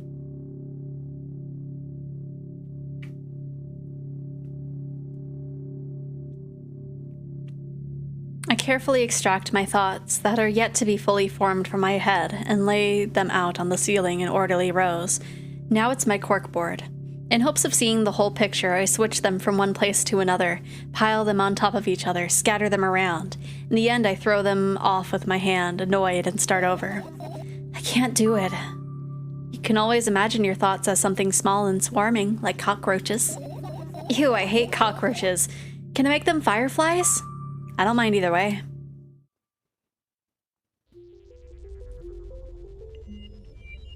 That's cute. I don't even have time to blink before my thoughts, they're fireflies now, start whirling all over the ceiling in their own accord, forming whimsical patterns. You would not believe your eyes. 10 million fireflies.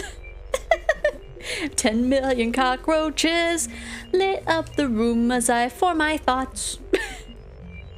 This game is definitely not as bad as the last one. I think it was because of the obsessive thoughts and imagery that bothered me, possibly, because a lot of the imagery was like very specific of just like not quite right things that like you couldn't fully see. Also, you know that whole thing with the O that she mentioned? I just realized that is the icon for this game. I don't even have time to blink before my thoughts, the fireflies now start whirling over the ceiling of their own accord, forming whimsical patterns. I can only observe them and wait for the right moment. It's just, that moment doesn't come. Her shirt is also an O with a line through it. That's true, that's true. She's just like, no holes. The mocking sound of flapping wings coming from the ceiling makes me start losing my patience. Enough, I hate you. I mean, you were the one that made them fireflies. I guess it would have been gross if you made them cockroaches, though. I spring to my feet and scream at the top of my lungs. The fireflies scatter. Good job, now start over. No way. Unstable behavior makes you look bad. I don't give a damn. So that doesn't bother you? Should it?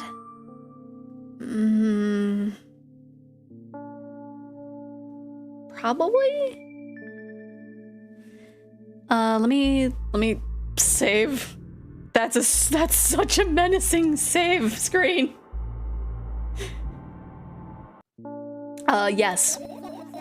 And what do you want me to do then? I don't know, it's up to you. You're at it again. What do you mean? And never mind. And I've changed my mind anyway. Please, don't stay silent for this long anymore. Also, I'm sad it seems like you can't have multiple save slots. I'm having a hard time without your help. Fine. I raise my eyes to look at the ceiling once more. Sadly, all the fireflies seem to be hiding somewhere. I need to find them.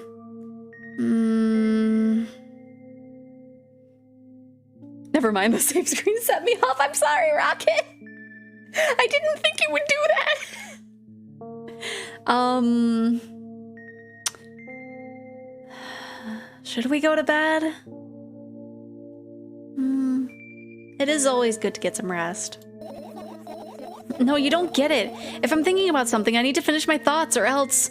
I glance around the room. There are too many places for a creature as small as a firefly to hide here. It can be anywhere. Suddenly, I hear a deafening rumble. The clock just hit midnight. It's so late already, but I can't go to bed right now. Will you help me? Please, tell me you will help me. Come on, stop bullying me. You promised to talk to me. What were you thinking while lying on the floor? What do you mean? You should know it better than anyone else. That's the thing, I have no idea. This is... weird. Will you tell me? Oh.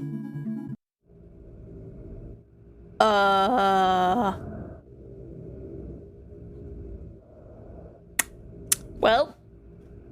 I roll my sleeves and start rubbing my eyes intensely. They are so itchy. Why are you crying? That's like the not good kind of joking. That's the bad kind. My eyes are itchy.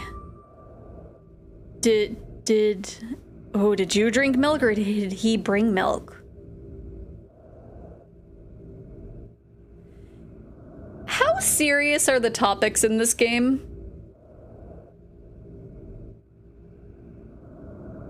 I'm getting worried. I'm getting worried about how serious the topics here are. Did he bring milk? I wonder, if I tear out all of my eyelashes one after another, will my eyes stop itching? I wonder, if I tear out all of my eyelashes one after another, all of my eyelashes one after another, if I tear out all my eyelashes one after another, what have you done? I need to gather the glass, and then I need to have a bath, and then... Here, drink... No! She's allergic to milk!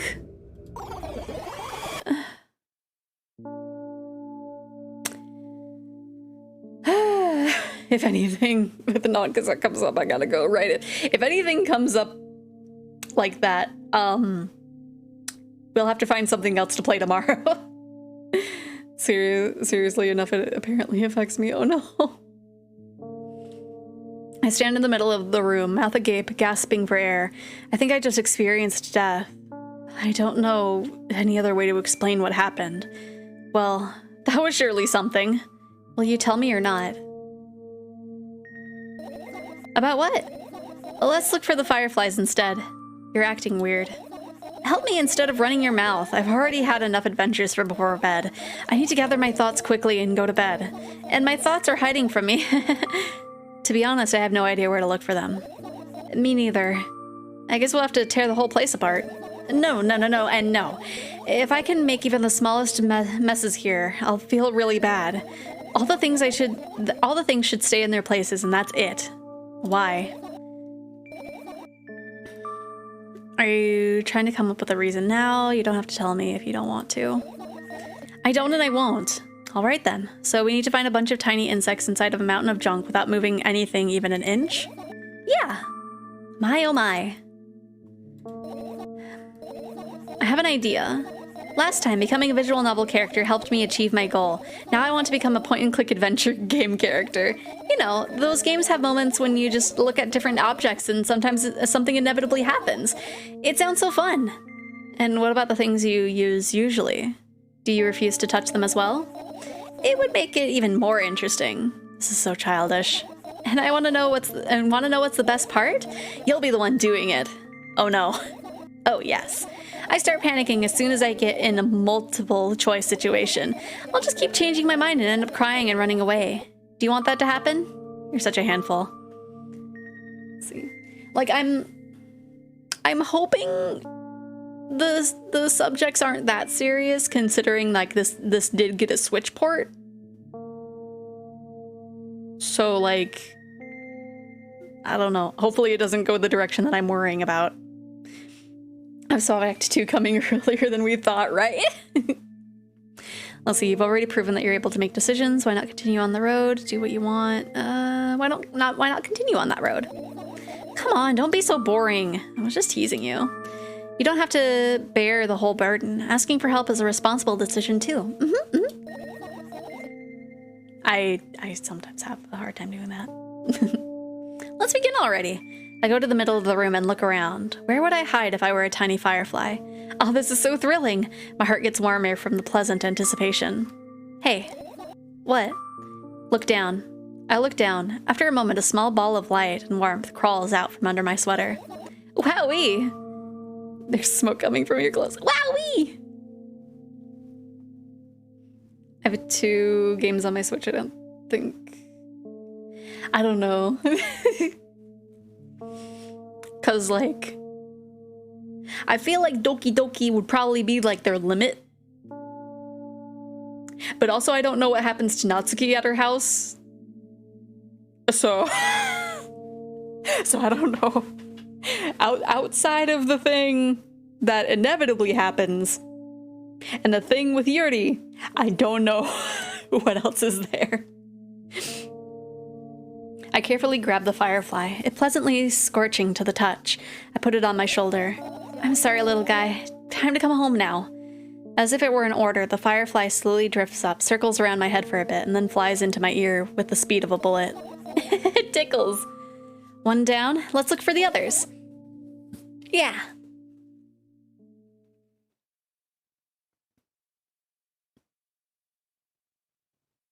Because I feel like when I was trying to search for trigger warnings for this game, I didn't really find anything.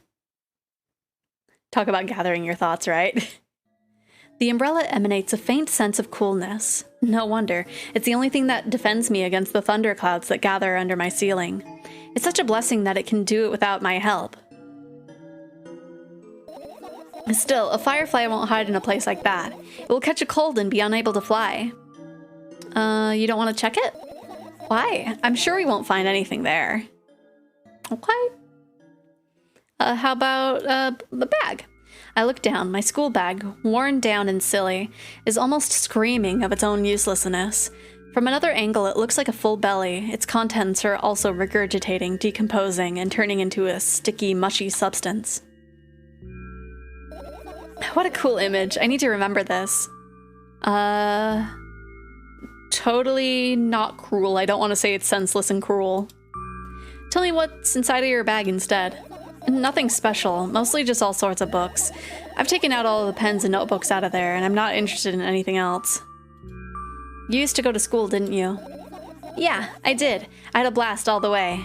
Are you sure you understood my question? Do you think everything in my life should be doom and gloom? Well, you're wrong. All right. What did you like the most there? Well, the rooms were pretty bright. Not like at home. That's it? Don't rush me. Let me remember. Well, the beds were also soft and the food was nice. By the way, I attended all the classes. The others always skipped. They probably got told off so hard. I smiled gently, absorbed in my warm memories. You never graduated, though. Yeah. You remember your last day there? It was a normal day. Dad picked me up earlier than usual. He told me that I'm already too old for the school curriculum. I also realized that some time ago the tasks were way too easy. Then we got into the car and went home. Mom greeted us there. We had dinner and went to our rooms. I guess that day was absolutely no special meaning for you. What happened then? I don't remember. And does it even matter? Okay. Good. I look at my bag again. Light pouring into the room through my window glints at on the metal parts. And there's also a shadow underneath it, which means it's real, sadly. Whatever, I don't care anyway. I almost ended up kicking the bag in a fit of sudden anger, but I managed to stop myself in the nick of time. If I move it even an inch, the whole picture will collapse and I'll go blind. It has already happened, countless times. What do you mean you'll go blind? I've spent months memorizing the location of every item in my room. That's why I can see them so clearly and vividly. You won't get it. Look at your feet. I look down and see that a small insect is crawling towards me from my bag. It's barely glowing and it can't even fly. I guess this firefly is really tired. I bend down to pick it up. The firefly starts glowing brightly as soon as I touch it, and then flies up. There you go, boy. Good job. After doing a victory lap around the room, it flies towards me at a high speed. I shut my eyes, anticipating the firefly to enter my ear. That's exactly what happens. After it gets inside, it buzzes a little while and then goes silent. This one is kind of sad. I wonder why. It doesn't matter. What matters is that it's no longer alone. Sure, let's continue searching.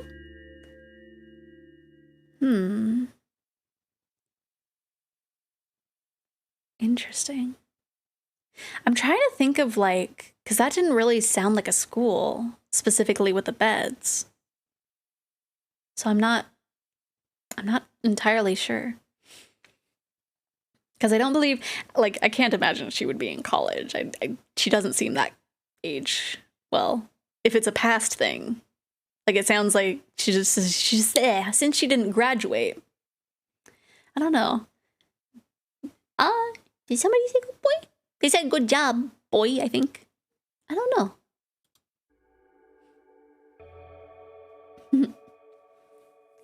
Do you also get flustered when being called that? Anyway, this is my sketchbook. Half of its pages are blank, which means that it'll still be good for a couple of years. You draw that rarely? Why? Isn't that obvious? If I run out of pages, I'll have to buy a new sketchbook. I can't get to the stationery store on foot. I'll have to take the bus. Do you even realize what kind of nightmare that would turn into? Oh gosh. I heard the computer error noise and it's just like, OBS, did you disconnect from me? Let's see. I'm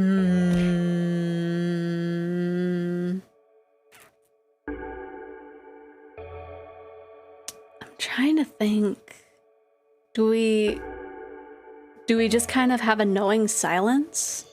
Because I know she's gonna be like, "Are you crazy?" If we asked if her mom would buy one.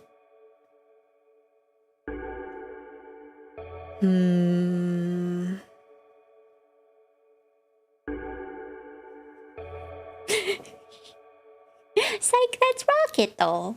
That's the same old Rocket that's been here for forever. Don't you see the founder badge? Subscribed for 13 months? It's the same old Rocket, just a parasite. Parasitic. Let's see.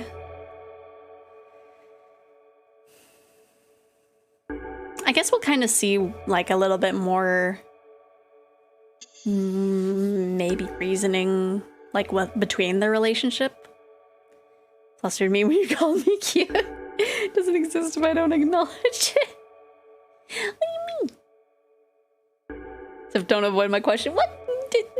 Anyway, let's ask why their mom doesn't get it. By what? Ask whom? Can you even form coherent sentences? No! I cannot. Don't play dumb. Ask your mom to buy the notebook instead.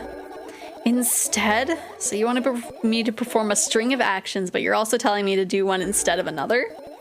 Then how would I decide which action to take? You're so dyslexic. Man, you're a tough case. You lack empathy. Is that my fault? What? I'm sorry. I just wanted to know your guys' relationship. I didn't want to be rude. Do we fix TTS? I don't think I changed the volume of it. Maybe we can... Let me see. Sound alerts. I'm fixing it right now. I'm seeing if I can boost the heckin' volume of it immediately. Let me see. Text to speech. It's at max volume. It's at max volume, so I don't know. I don't know what to... Good boy, sweet boy, cute boy, good boy. Anyway, You're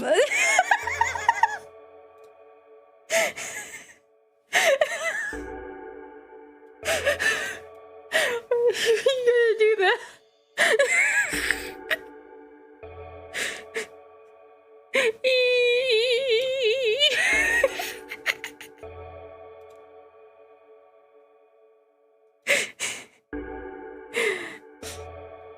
I get closer to the sketchbook and stepping over the wires, the sleeping bag, and the cracks of the laminate, the window's reflection. The sketchbook is lying on the stool. From my height, it seems like the stool is missing 2 legs. I squat and look at it again. All the legs are in place. Will I be able to think of an interesting allegory? Oh, let's not go there, okay? I stand up and study the sketchbook from inches away. Its pages are pure white. The last drawing is buried on the previous page, the way it should be. Too bad, I'd love to see it. Maybe next time. A sudden gust of chilly wind breaks into the room and makes the pages rustle. Oh no! I shut my eyes.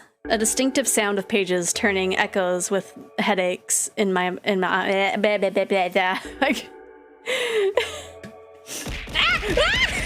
This is a perfect time for me to take a drink.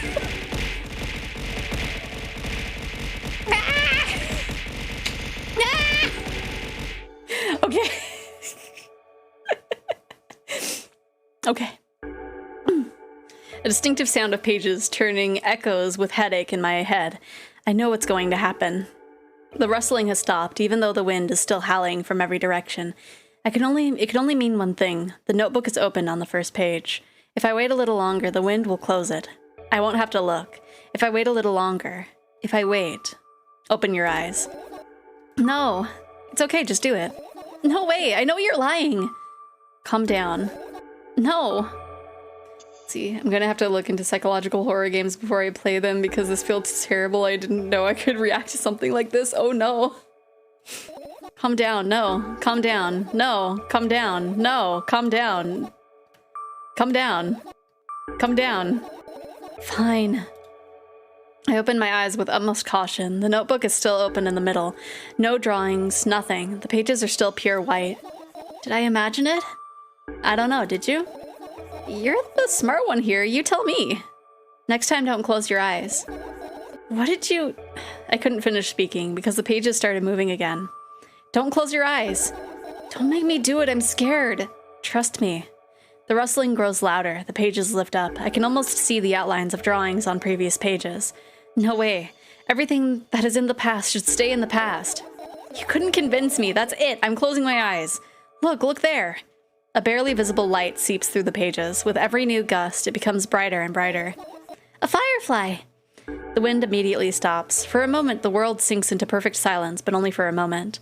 The buzz that has been haunting me fills the surroundings, but it doesn't matter now. Goodness gracious, little boy. You made me so scared. The firefly blinks. We've been dealing with so many golden butterflies. Flies up and enters my ear, buzzing loudly all the way. It spends some time looking for the perfect spot in my head, but then its buzzing dies down. Phew. Are you okay? We're running short on time, so let's continue searching. Maybe... We got 2 radios. In theory, one of them would be... Your usual notebook page is glued to the wall with duct tape. Numbers are drawn on them. It's the only kind of information I can take in without trouble. Dosages and side effects? I sure hope this girl isn't in college because her imaginary friend is apparently... No, she's talking to the fireflies when she's calling them, like, small boys. Yeah. I thought you knew them by heart. Yeah. This is not your handwriting, isn't it? Of course it's not. Shaky, broken lines, ugly numbers. It's not writing, it's more like claw marks. Don't forget to thank your mom.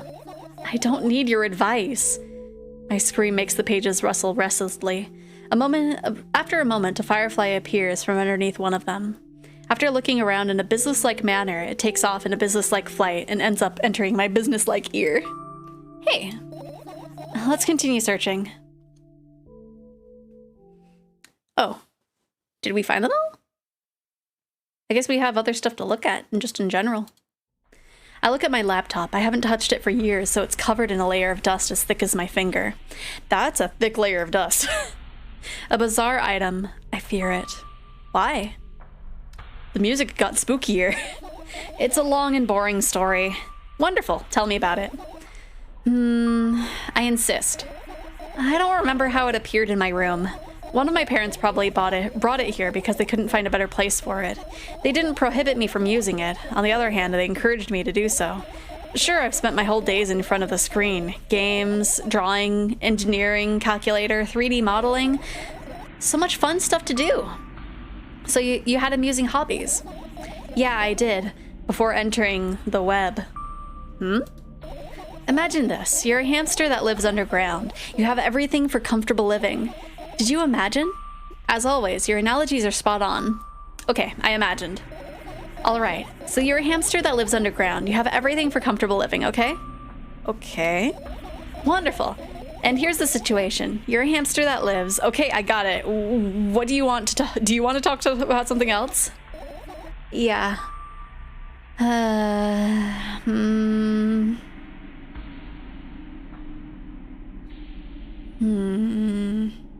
You'll end up returning to that subject anyway. On one wonderful day, someone digs you up from your hamster house and brings you to the pet house. Now your new home is a cage.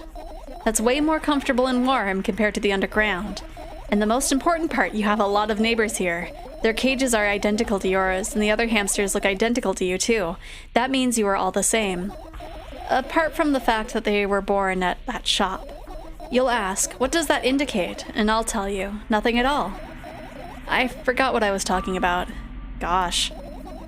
Okay, let's start over. This time try to avoid stupid hamster analogies. You know I'm not at fault here. So, I had a lot of friends online. Tens, hundreds of them. Impossible to count. Is it possible though? I had exactly 317 of them. Although, I guess nobody counts the exact number of hamsters when they walk into a pet shop. Hey, don't get distracted. Oh, right. From my 317 friends, 68 were into gaming, just like me. 130 of them liked drawing, just like me. And the remaining 119 were into calculators and 3D modeling equally. And when I say equally, I don't mean 59 and a half friends on each side. All right? You can split numbers evenly, no problem, but math doesn't work like that when it comes to friends. A major conundrum, right? Get to the point. Me on MySpace making clicks for my friends. I feel like I had like a very small amount of friends on my MySpace. I knew, of course, that no real people exist on the web. I also understood that all of my friends die the moment I turn off my laptop, but I still wasn't even a bit worried. Why? Do you know what computer programs consist of? It's just a combination of numbers, which means my friends are also numbers. Isn't that amusing? Not really. Why do you call them your friends? I mean, everyone who shares my interests is my friend, and I don't care whether they know about my existence or not. Anyways, as I was saying, every program has its own algorithm and purpose, its mathematical formula. And if you solve that formula, you'll be able to predict the program's behavior at any moment. The longer you speak, the less I follow. You don't need to follow me around, just listen. I sit on the floor and the laptop screen ends up right in front of me. The only thing reflected in it is my dim face. A web person is just a random picture and a random string of letters. Words and actions from the web person are just executable code. Hey, let me know if you need a break. One day, someone appeared. From that point on, my laptop was always on. There are no real people on the web, but he was good at pretending. At some point, I let him trick me. Hey, look! Huh? Suddenly, a firefly crawls out of the laptop's vent grill. I reach for it. It gets on top of my palm, blinking all the while. I think it's trying to say something. I can see that myself. If only I knew what. It's like a cipher. Don't you want to crack it? I changed my mind. I have absolutely no desire to find out what it wants to say. The firefly stops glowing for a moment after that. Then it starts glowing again, as if coming back to its senses. For some time, it thinks about the further course of actions, then flies up and dashes into my ear. Let's continue searching. And what about your story? You must be mad at me for interrupting you. I'm sorry. If you do everything right, I'll finish my story. Maybe. You promise? I promise. And if you forget, then remind me with a code word, for example. Oh, I got an achievement called Please Forget It. What code word? I'll think of one later. And for now, let's keep searching for my fireflies.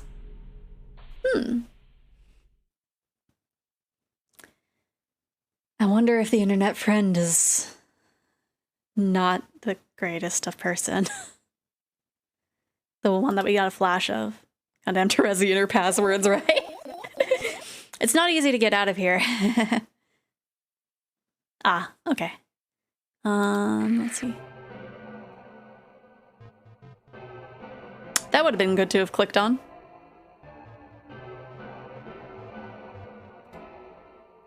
I look up towards a very high place under my ceiling.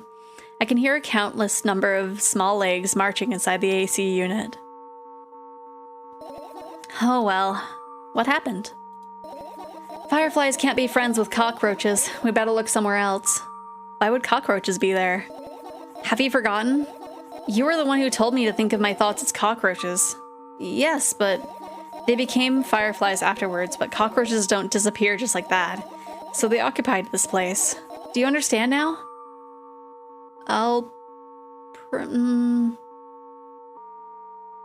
Maybe the cockroaches are the bad thoughts. So yeah, I think I understand. Let's see, we got some of these. Even imaginary cockroaches are indestructible, right? And what are those? Ah, those. Those are the photos of my best memories, but they're blank. I stared at them so intensely that I burned them with my eyes. Now they're just covering the cracks in the walls. Cracks? Forget it. Are we continuing the search or what? Okay, we are. I just kind of want to give her a hug.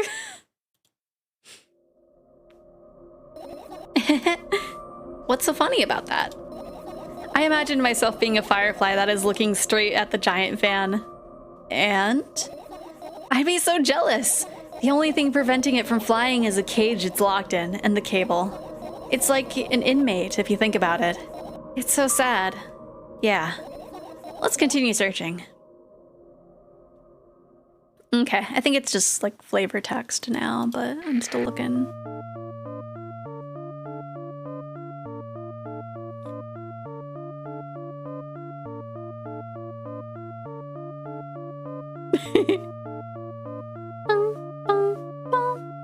She needs to talk like Raz. I feel like that would make... I feel like that voice actually fits her, actually. That would... I feel like that would, like, scratch at my throat too much, but... Are you serious? No, I can't quite do it. You misread what I said. Oh. Oh, to Raz. Yeah. Yeah. That's okay. I mean, she could have a voice similar to Raz too, but yeah, she needs to have a conversation with Raz. It's like, please help. Are you serious? What's wrong? Just think about it. Why would fireflies be attracted to light? I think they're quite self-sufficient already in that regard. Well, only if they'd purposely want to lower their self-esteem. Imagine the Psychonauts level of her mind. Oh gosh, that would probably be terrifying. Be like creepypasta levels. Right, insects enjoy pollinating the flowers and stuff like that. Yeah, I guess. I get close to the flower shelf. I sniff around. The leaves smell of dust and cardboard. And death. You know those plants are long dead, right? I'm sure a dead plant will be able to attract... Or I'm not sure a dead plant will be able to attract any insects. I mean, probably attract... Not a firefly, but probably like a regular fly or a gnat. Well, we kind of don't have a choice here, you know. Still, you're right. Let's continue searching. Why don't you just throw them out? Weren't you listening to me at all? What? I'm not eating anything. Plastic? No.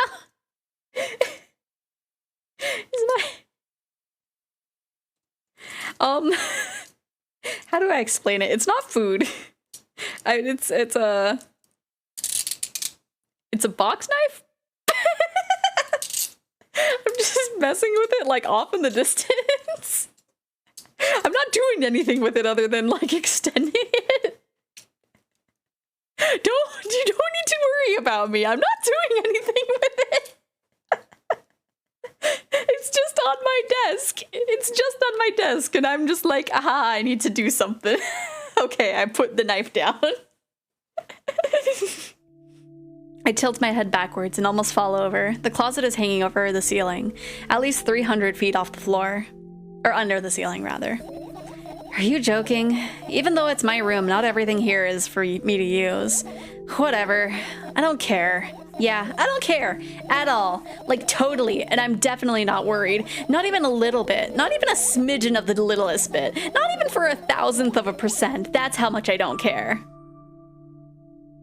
Are you playing with a box knife? Because it makes a noise. It makes noise when you have it on your desk. Because I don't know where my scissors are. And I crochet. I need to have some way of cutting the yarn.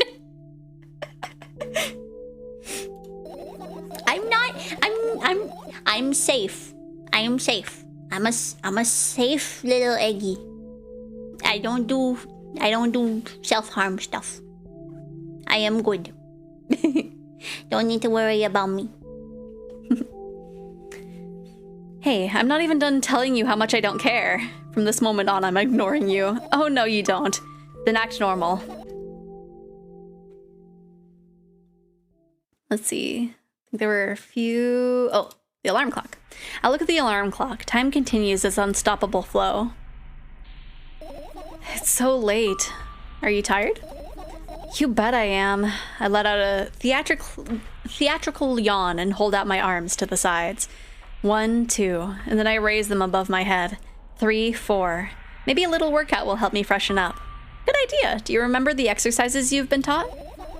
I think so. Oh, we get to stretch too. We get to stretch too. Ah!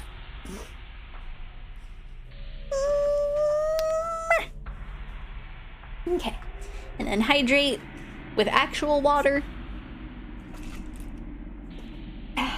Instead of gamer water. I take a hesitant stance. What was it? Heels together, toes apart? Oh, whatever. I'll go with that. Count down 3 minutes. Fine. You have a clock right in front of you, though. I can't look at its hands for too long. At first, I feel like they start moving in the wrong direction and then they disappear altogether. And then things always get messy. Last time I saw a pair of eyes on the clock face, and also I used to hear voices back in the day. They pleaded for help, I think? What a mess. Truly a mess. It was a mess, right? A mess. Well, are you counting down? Oh my god, finally. What do you mean? I've been trying to get through to you for half an hour. Uh-huh. Forget it. Do you see the firefly? No. Let's continue searching then. Ooh, you can add your Steam replay to your stream profile? Eh? Oh, okay. That's kind of neat. Oh. I don't think it was doing that earlier. I might leave that for last. Maybe. Gosh, every time I feel like I've gotten, like, almost done, I see one more thing.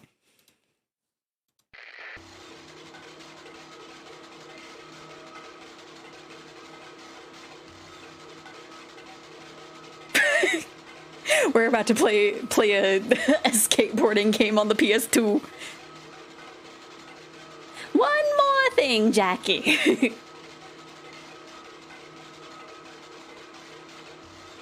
It's like, it's not scary glitch music, it's breakcore. Okay, let's look at this thing. Oh gosh, the sounds are layering. I doubt it. All of the compartments are locked. What if... I don't even want to think about what's inside. Who knows what I'll end up imagining. Okay, fine. I get close to the waste bin and look inside it with curiosity. Pill packaging, notebook pages, and other garbage. Boring. There's nothing here. Indeed. Indeed. No self-respecting firefly would hide in a heap of garbage. Can't disagree with you there. Indeed. I turn my eyes towards an inconspicuous shelf near the mirror. There's a glass with a toothbrush sitting in it, and the small towel is hanging nearby. What a wonderful sight. My fireflies are smart and good. They would never get in there. You know about personal hygiene. Okay, let's look somewhere else. Okay, we got these. I look at the mound of pills and it makes me feel dizzy. I don't want to think about it. I don't. What's wrong? It's going to break into Beato's voice. Funnily enough, last week we were making, I think, hamburger helper. And I was pulling out the Beato voice. Just be like, I have given you the water and the milk. How do you like that, Ushinomiya Butler? And they were like, oh my gosh. I almost skipped my dose for today. How reckless. I could have died. Hey, calm down. You've already fixed that. Yeah. I don't want to say that she'll ultimately die. Are you dying of cringe, or are you saying that my elf is dying of cringe? Yes, because you ordered me to. Things could have been much... Is that an accusation? Of course not. It was what saved me. Pardon me. Well, that's reasonable. I heave a deep sigh, come closer and extend my hand. Wow, it's warm. The moment those words leave my lips, one of the bottles overturns. Pills rain down from it along with them. Firefly! Hooray! So wait, she can, like, feel us. So we are that thing. After circling around the head a couple of times, it finally lands in my palm.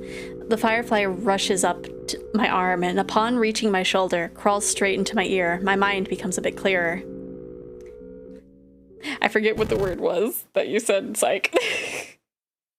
Okay, I'm just making sure that the glitchy thing is the only thing left to click other than— oh, the bed! Tulpa, yeah. This is my sleeping bag. It's soft and warm. I'm sure that no living creature would be able to resist the temptation to spend a minute or two inside. They'd want to dig deep into it and with a couple of favorite items, close their eyes, then, hey, did you fall asleep? Huh? I gently slap my cheeks to return myself to senses. It's already way past midnight. Usually I'd be sleeping like a log at this time, but right now I can't. Let's continue searching. Hey, maybe we'll find something inside? Nah, my thoughts don't have a feature of putting to sleep. Quite the contrary. They always cause insomnia, just like tonight. Okay. Okay, let's look at this. Or not. It won't let us. Okay. Well, I guess we're done here then. If it won't let us look at all these boxes of stuff.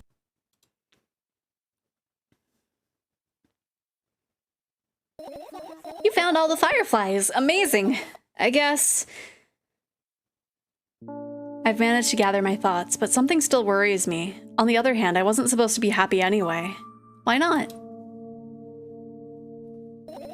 If I lose something and then find it, I'm just going back to the starting point. No changes at all, a zero sum.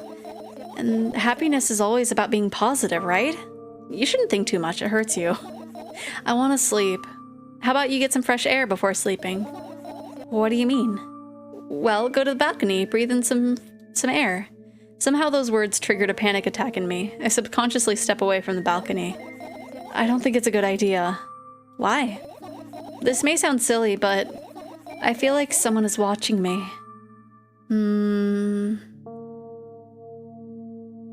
Oh, absolutely, let's stay here. I don't want to be like, there's no way somebody cares about you that much. Like, let's stay here. Yeah. What are you going to do? What's with this silly question? I'm going to sleep, of course. Hoping that tomorrow will only come after a year or a decade. Imagining myself to be outside of my mortal shell, but at the same time still being me. Ridiculous, like bag outside of a bag of milk. Or milk outside of a bag of milk. And yet... You don't have to talk out loud for me to understand that you're worried about me. I know that already. I also know that our time is running short. You won't take another pill. Of course not. In fact, I won't take it tomorrow either. So my mom would say to me all the time, I don't need to worry about getting kidnapped because I'd annoy the kidnappers so much they return me. Oh gosh. That's so mean. And the day after tomorrow, and never ever. That's a goodbye then? No. I have one more small favor to ask. A really, really small one. What is it?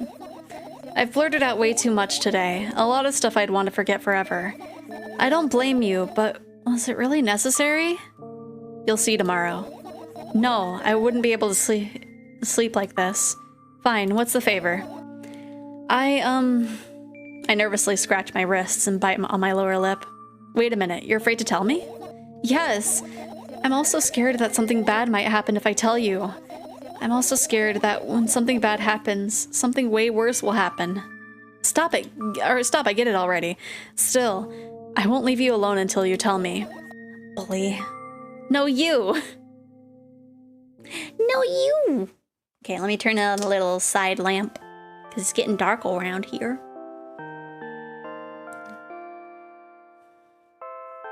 I crawl into my sleeping bag. The lower part of the room is very cold. I hurry to wrap myself in blankets, even though the electric heater is working hard to keep me warm. I'm sad because the dreams just won't come anymore. You won't believe me if I tell you how I dealt with it at first. Of course I'll believe you. I know, it was a joke. Well, anyway, I washed my face, brushed my teeth, lied down, and started imagining that I'm watching a dream. I don't sleep at all, of course, and I always looked sleepy in the morning. After a week of insomnia, I started feeling weird and seeing things. Letters floating in the air, strange silhouettes that appeared in the most unexpected of places, bulging eyes with trembling, pale pupils. It was scary, you know? Boo-dee-boo! Then one day I almost died. I just collapsed in the middle of the room and couldn't move for a while, and then silhouettes, letters, and eyes were hanging over me and hissing. It was horrible. And well-deserved, I guess? It felt like I was caught on the biggest lie of the world. Yes, it felt exactly like that. After that, I stopped. But the silhouettes, letters, and eyes stayed there. I guess they liked this place. They always follow in my wake, peeping at me, and I'm kind of scared of them and can't even argue with them. But today, well, Still too scared to tell me?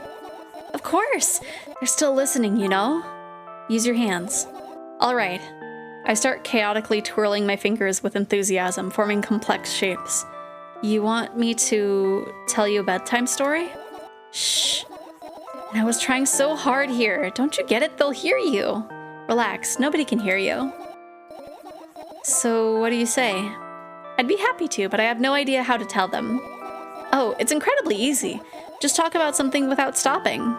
Sounds silly. But it's not. And meaningless. You don't know what you're talking about. You know, and I know enough to realize that we'll just end up wasting time. Let's focus on something actually important. Boring. Fine. Close your eyes.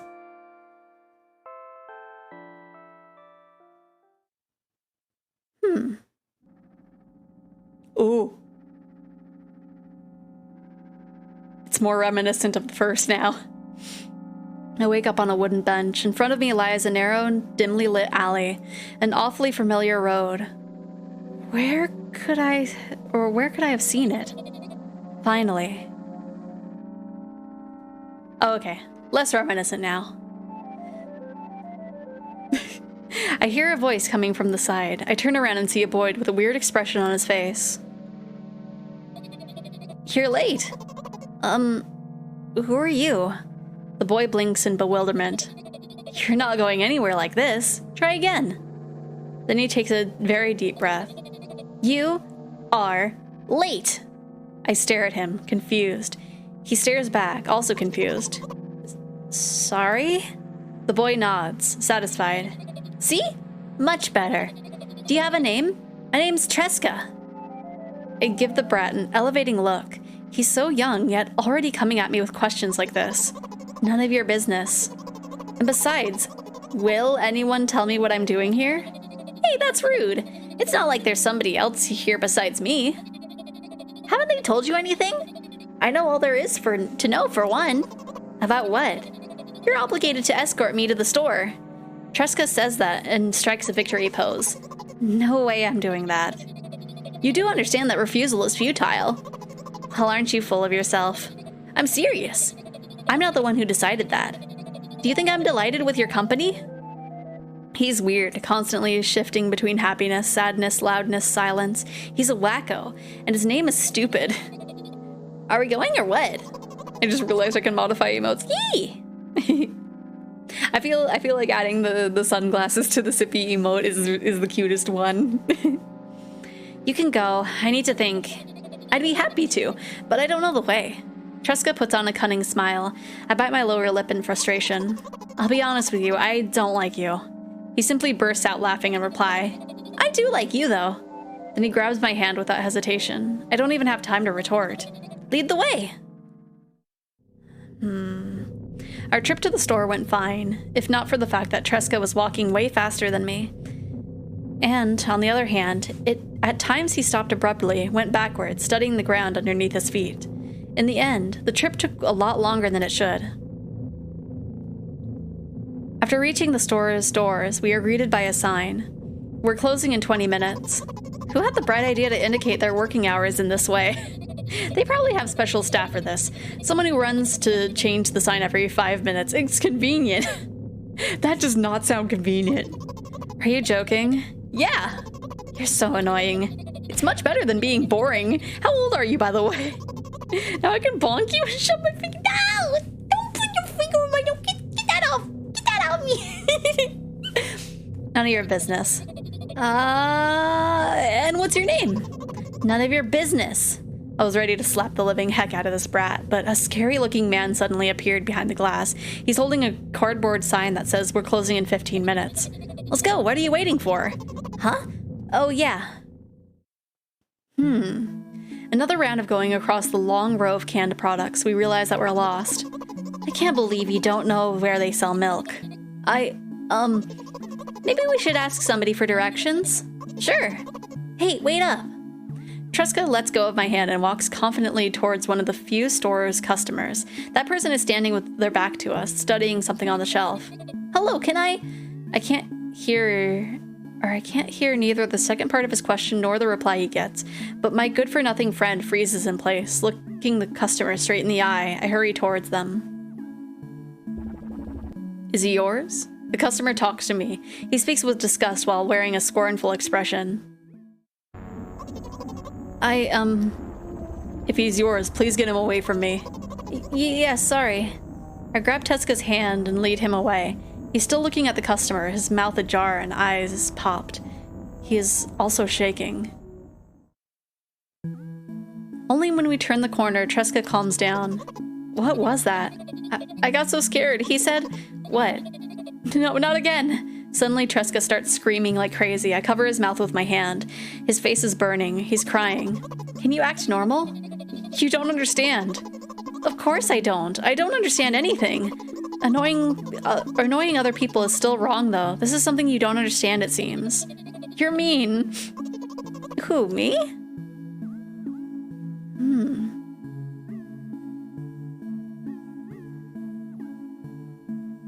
Something seems... Cause like, it'd be... The fact that the customer was like, is he yours? That's usually like what you ask like a parent with like a kid, not like one kid like you don't ask a kid that in response. Huh. And as like a caretaker, yeah.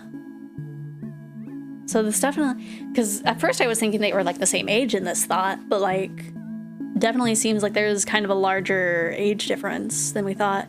Usually heavily autistic children have someone always watching over them. So that would make sense, yeah. But I feel like it definitely, there's at least like some kind of age difference between them. Tresca pushes me away and runs off. I could be wrong about that though. Drat.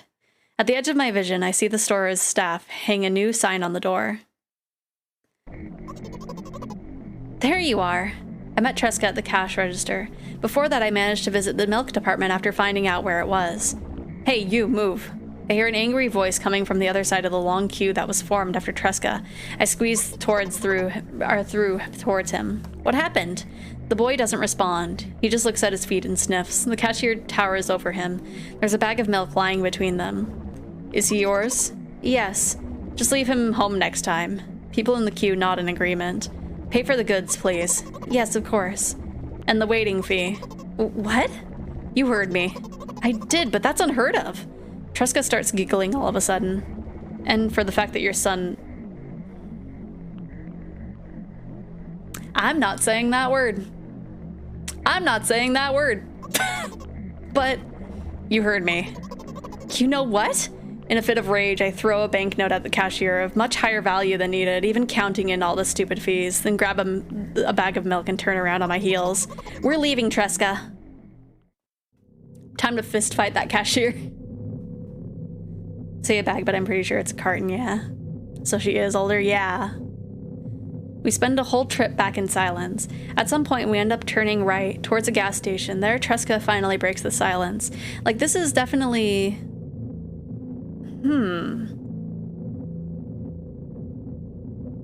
I wonder. Because this is basically playing out what it was in the first game.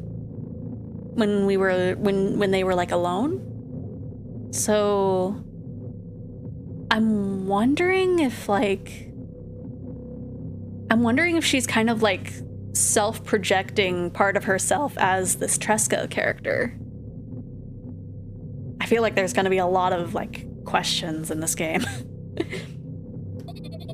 Do you like ice cream? No. Okay.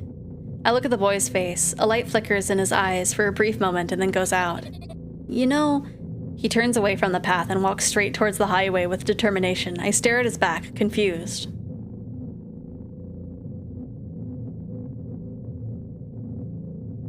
Oh gosh, he's doing the head lean.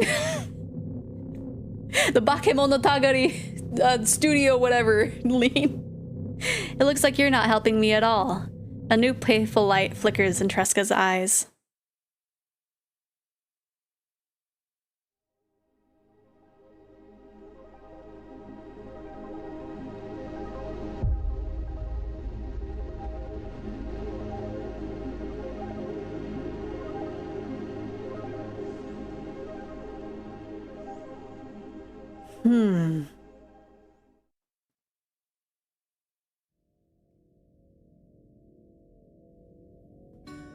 Wait. Are we already done? That can't be the end, right? Are we already done? How long did they said that this was being 2.5 hours? This was like one. This was 1.5. We were lollygagging so much. What? It was exactly as long as we needed it to be, right? But like, it has to be giving us like early. It has to be giving us like early stuff, right? There's 6 hidden achievements that we haven't gotten.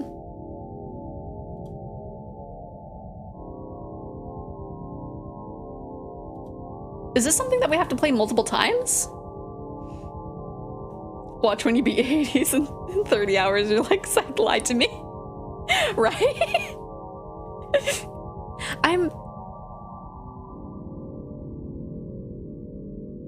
Is there more? I think that can't be it, right? There has to, wait, cause if we look at how long to beat, and then milk outside a bag of milk. Is it? I'm so confused. Wait, because there's main story and then there's extras as well. I'm confused. I'm confused. Is there more or is there not? There's I guess we'll figure that out tomorrow. Because like I don't know if it's supposed to be a thing of like why did it zoom in? I don't know why it's being no. Come on. Okay. I don't know why. I don't know. I'm confused. I need to look into stuff and see if it's just like alternate endings or if like, you know, new secrets happen if you come back or something. I guess we'll either come back to this tomorrow or let's see, who is streaming today? Almost doing some music. I feel like it's been a while since we've rated Amma. I don't know if Amma knows about this game or not. Can ask that. No, the elf did not play it. They just saw it on Steam and was like, this looks like a game that you could stream. Oh gosh. Okay. Amma's doing music. And kind of in the like this is the last little bit of stream kind of screen, but we will raid them. We'll raid her anyway. Let's see. Very confused raid. very confused raid. Why can I not see my emotes? Where are my emotes? There we go. We'll do a thonk. We'll do a thonk. We can do milk in a bag raid. Or spilled milk raid. That's it. Spilled milk raid. If I can spell. Okay. Gotta do this. Hopefully we get there before before Amma is done. Thank you for joining me today. I don't know what we're doing tomorrow. We might be doing this more. If not, I don't know. Maybe we'll get a start on Sonic Frontiers early? I don't know. We'll figure it out. Hopefully. That or I'll start streaming. I'll be like, I don't know what we're doing. Yay! But I will see you guys tomorrow for the week of stream, and then I'll just leave you with a blep. Da da da da da da da da da da da da da